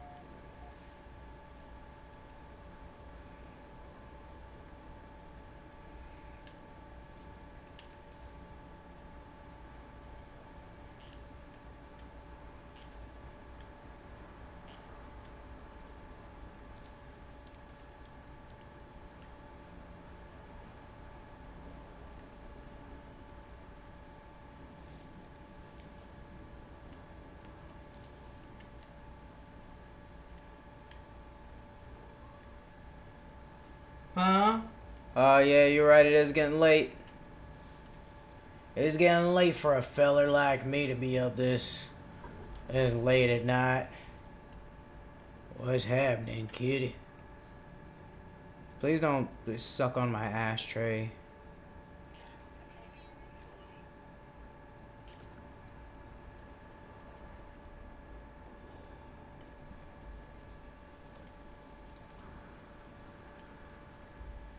God damn it.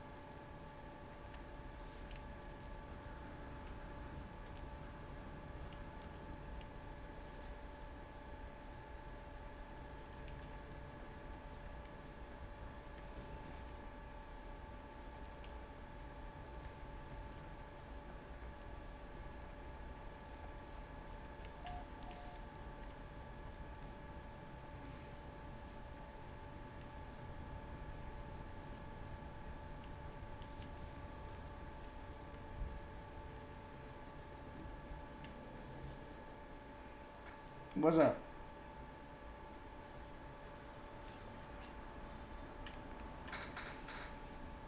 I'm about to get these planets. I'm about to get this gold.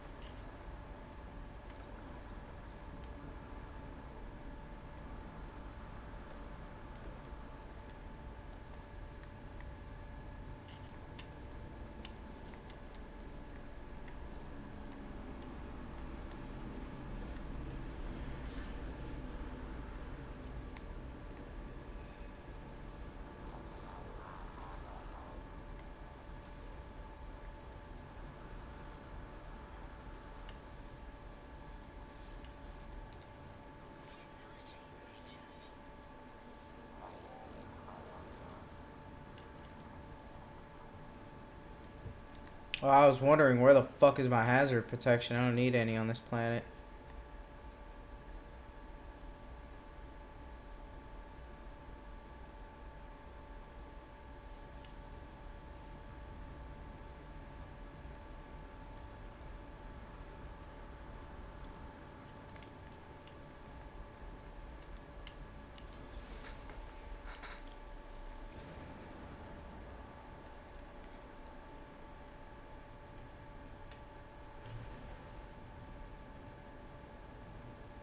Gold to glizz. Almost sounds like I'm turning gold into glizzies. Man, why do you refuse to land? Go, bitch. Here we go.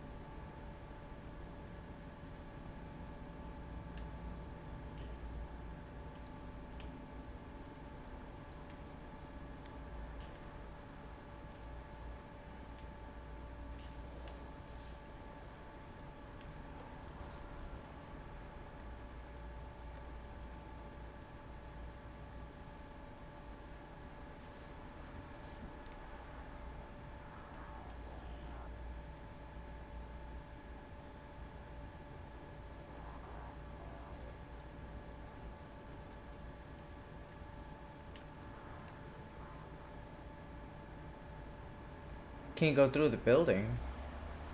What the fuck? Alright, come on over here, guys. Hold on. We gotta move the operation.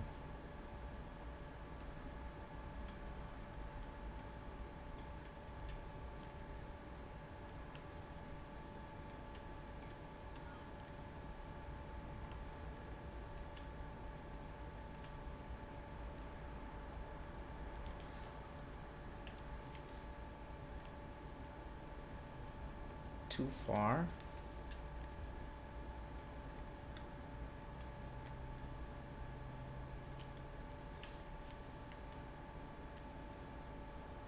Still too far? What the fuck?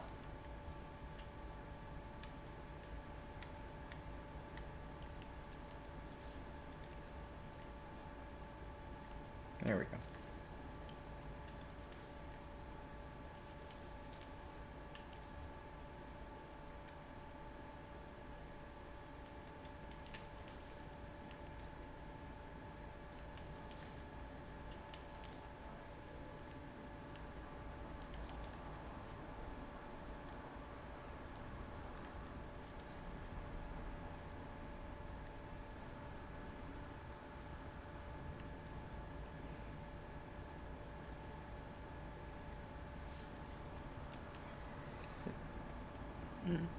Excuse me.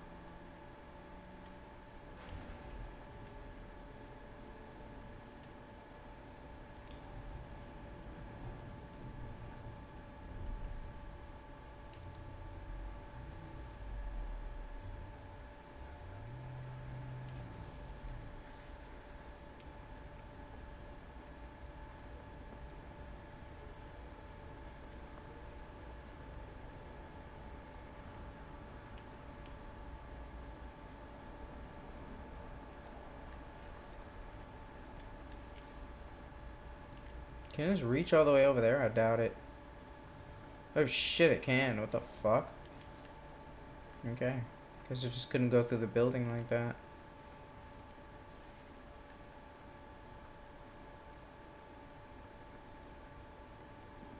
Okay, we're gonna have to move this out here. I don't know why I put this here.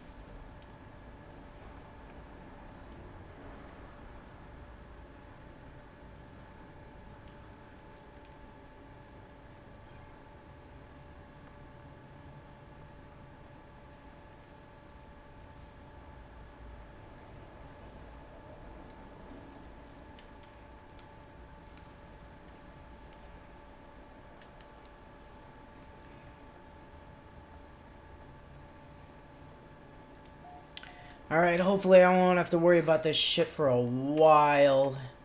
Or ever. I can keep farming for literally ever. And just check on it once every couple days. Since I have so many storage silos. Now all I have to do is get the storage silos equal on every plant. So the time I can harvest them. Oh, yeah, so I can harvest them. Oh, wait, they're all going to harvest at different times because they yield different amounts. But all the silos have the same amount. Okay. Whatever. I'll check it every day. Check it after I'm done playing Spider-Man. Where's Kitty at? I'm coming.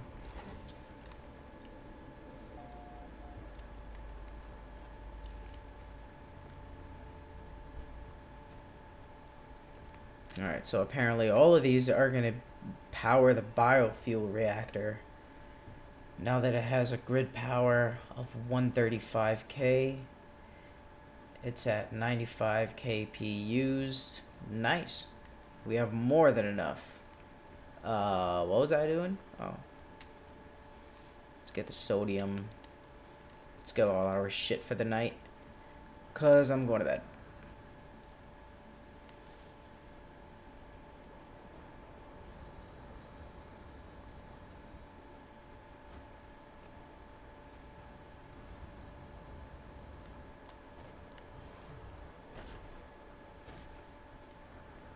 Man, even like the auto mining is kind of keeping me busy. It takes a while, but at least there's other stuff to do. Alright, we got the storage available. Hey, yay, let's pop in. Grid power storage 90k using 50. Yeah, 3 batteries. 2 batteries are enough. Hold on. Yeah, 90k, it's using 50. This is only at a small site though. Hold on. Let's make sure all of them are good. Forgot to check that with the fucking gold and platinums farms.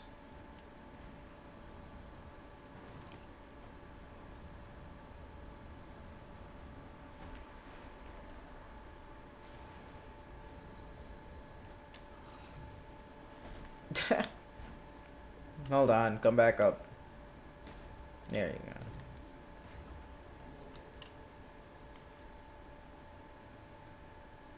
Grid power storage 135. Nice. Fucking load it up.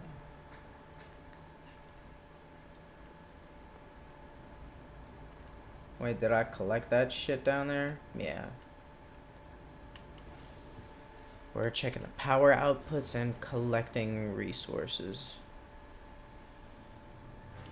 Ooh, watch out. Oh, shit! My bad, my bad, my bad. My bad, my ship is... There we go. Should he send me into space?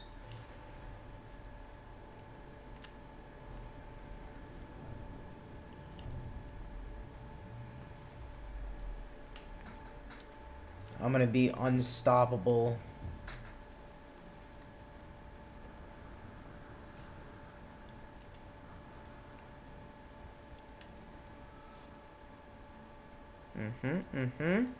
Looking good. 1,000 copper, get the fuck over here.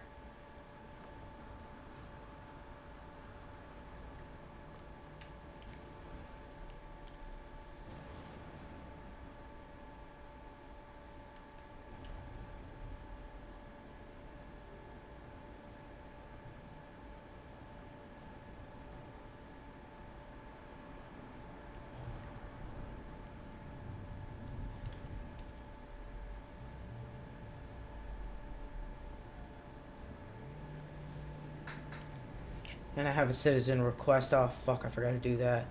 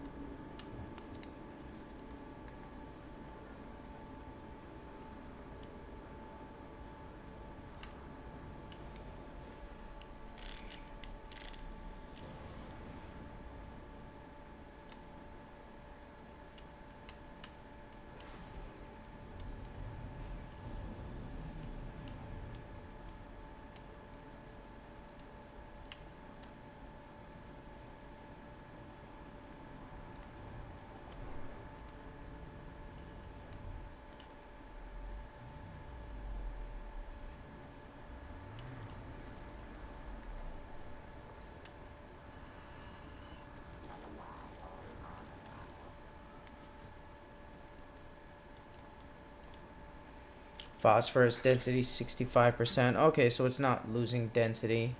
I thought it was.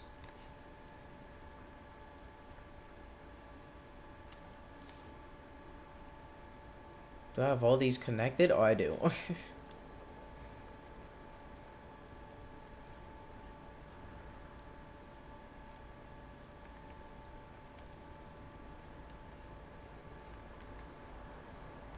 Alright, let's teleport. Let's go to the Golden Gliz Farms now.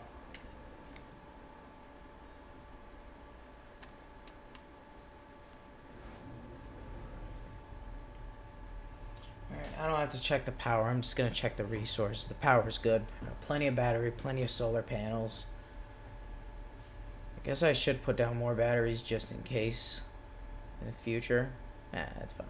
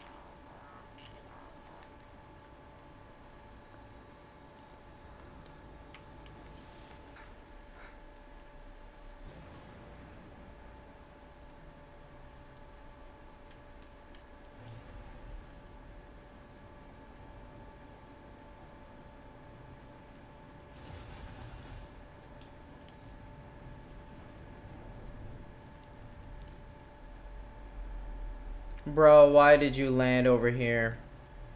Whatever, you fucking piece of shit.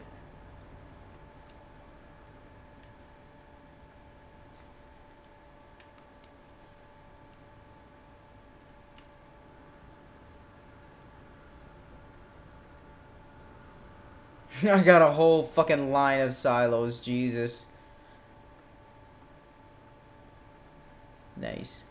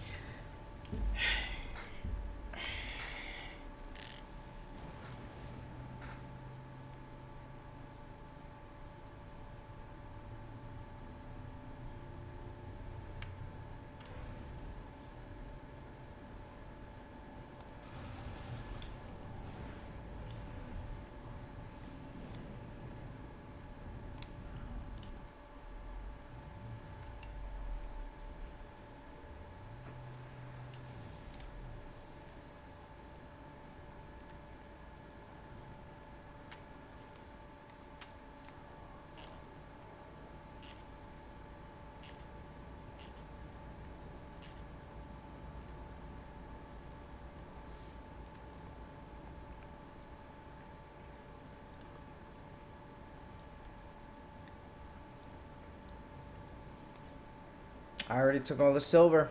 Beautiful. How much metal I got?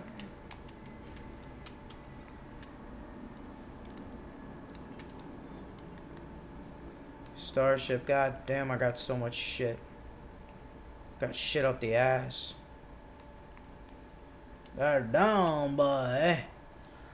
That boy did. Put that asshole in my face, boy. Got my cables all looking sexy. God damn, daddy. Charge. Charge up. Time until charge. 39 minutes. I think 39 minutes is enough daytime. Spent 40 minutes outside. Alright, let me teleport. Back to the hidden Gliz village. Now that my home base no longer has protection. It looks so fucking nice. I want to check it out again. I got so much shit there now. No, I got it much better organized now.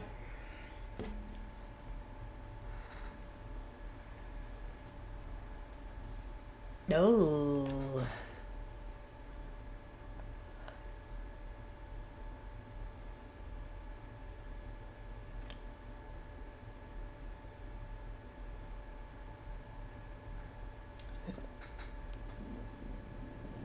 Oh, excuse me. Goddamn. And burps hitting, boy.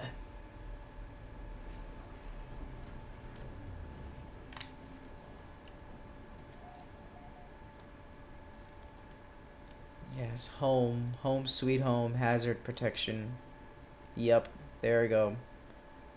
Suit leaking immediately.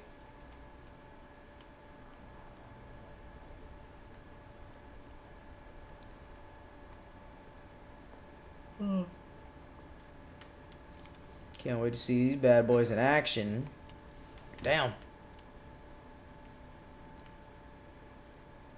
Should put some lamps up here. Do I have anything in the nutrient processor? No. Why are they green? What you got? Nothing. Get the fuck out of here.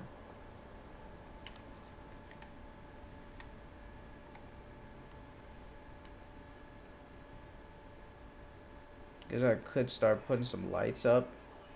That's a nice light. Use 5 sodium. Okay.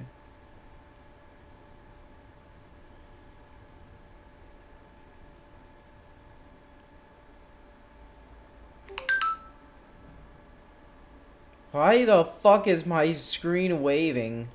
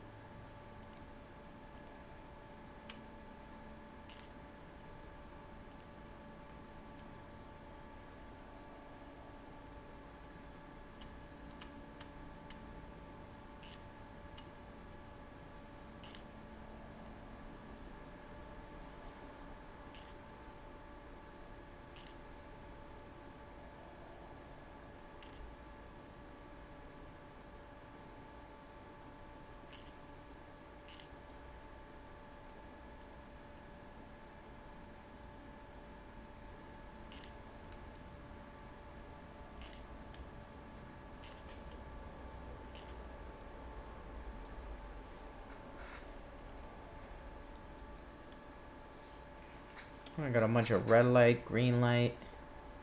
Let's put some pink lights up. Yeah, pink and green.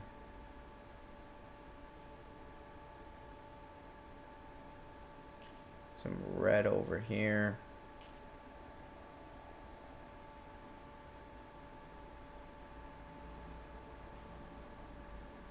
These already have a light around them.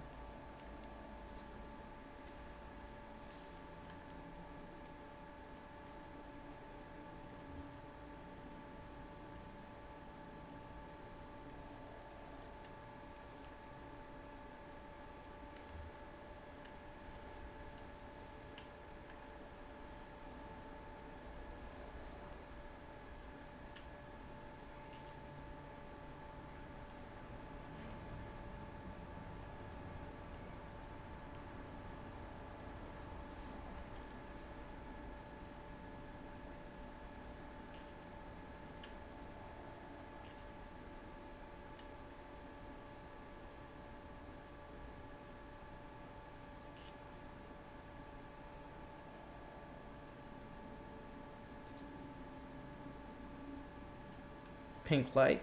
Let's get some more pink lights around here. I don't know where to put them. Maybe on the stairs?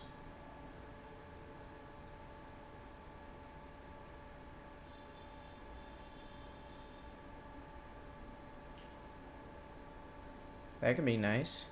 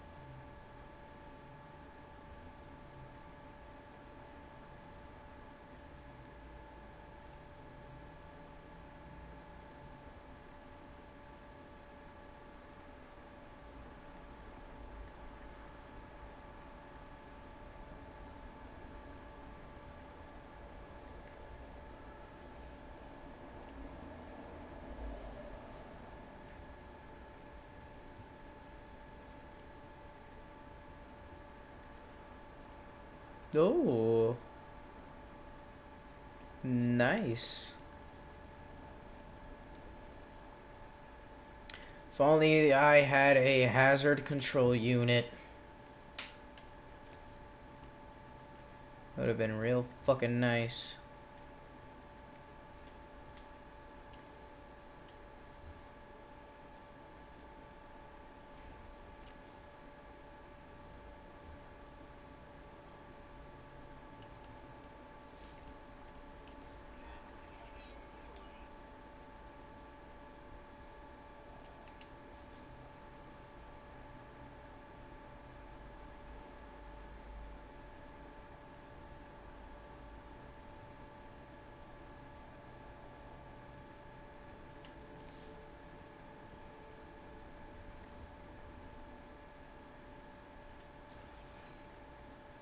Man, this fucking camera is so weird. What the fuck is wrong with it?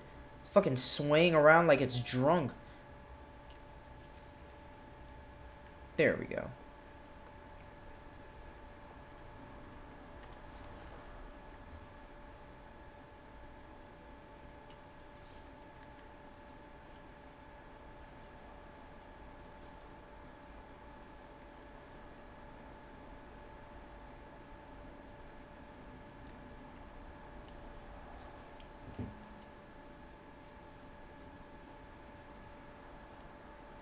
Alright.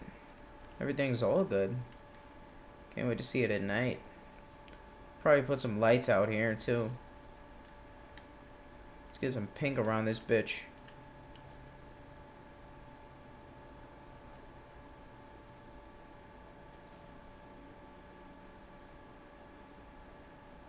I'm gonna have to connect all the lights. I don't feel like it.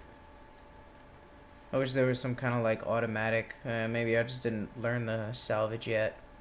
Whatever.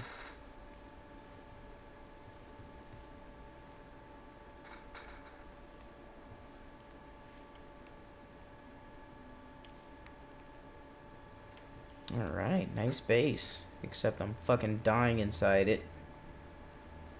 Just go back to the Hidden Gliz Village. My new home. Fuck this shit.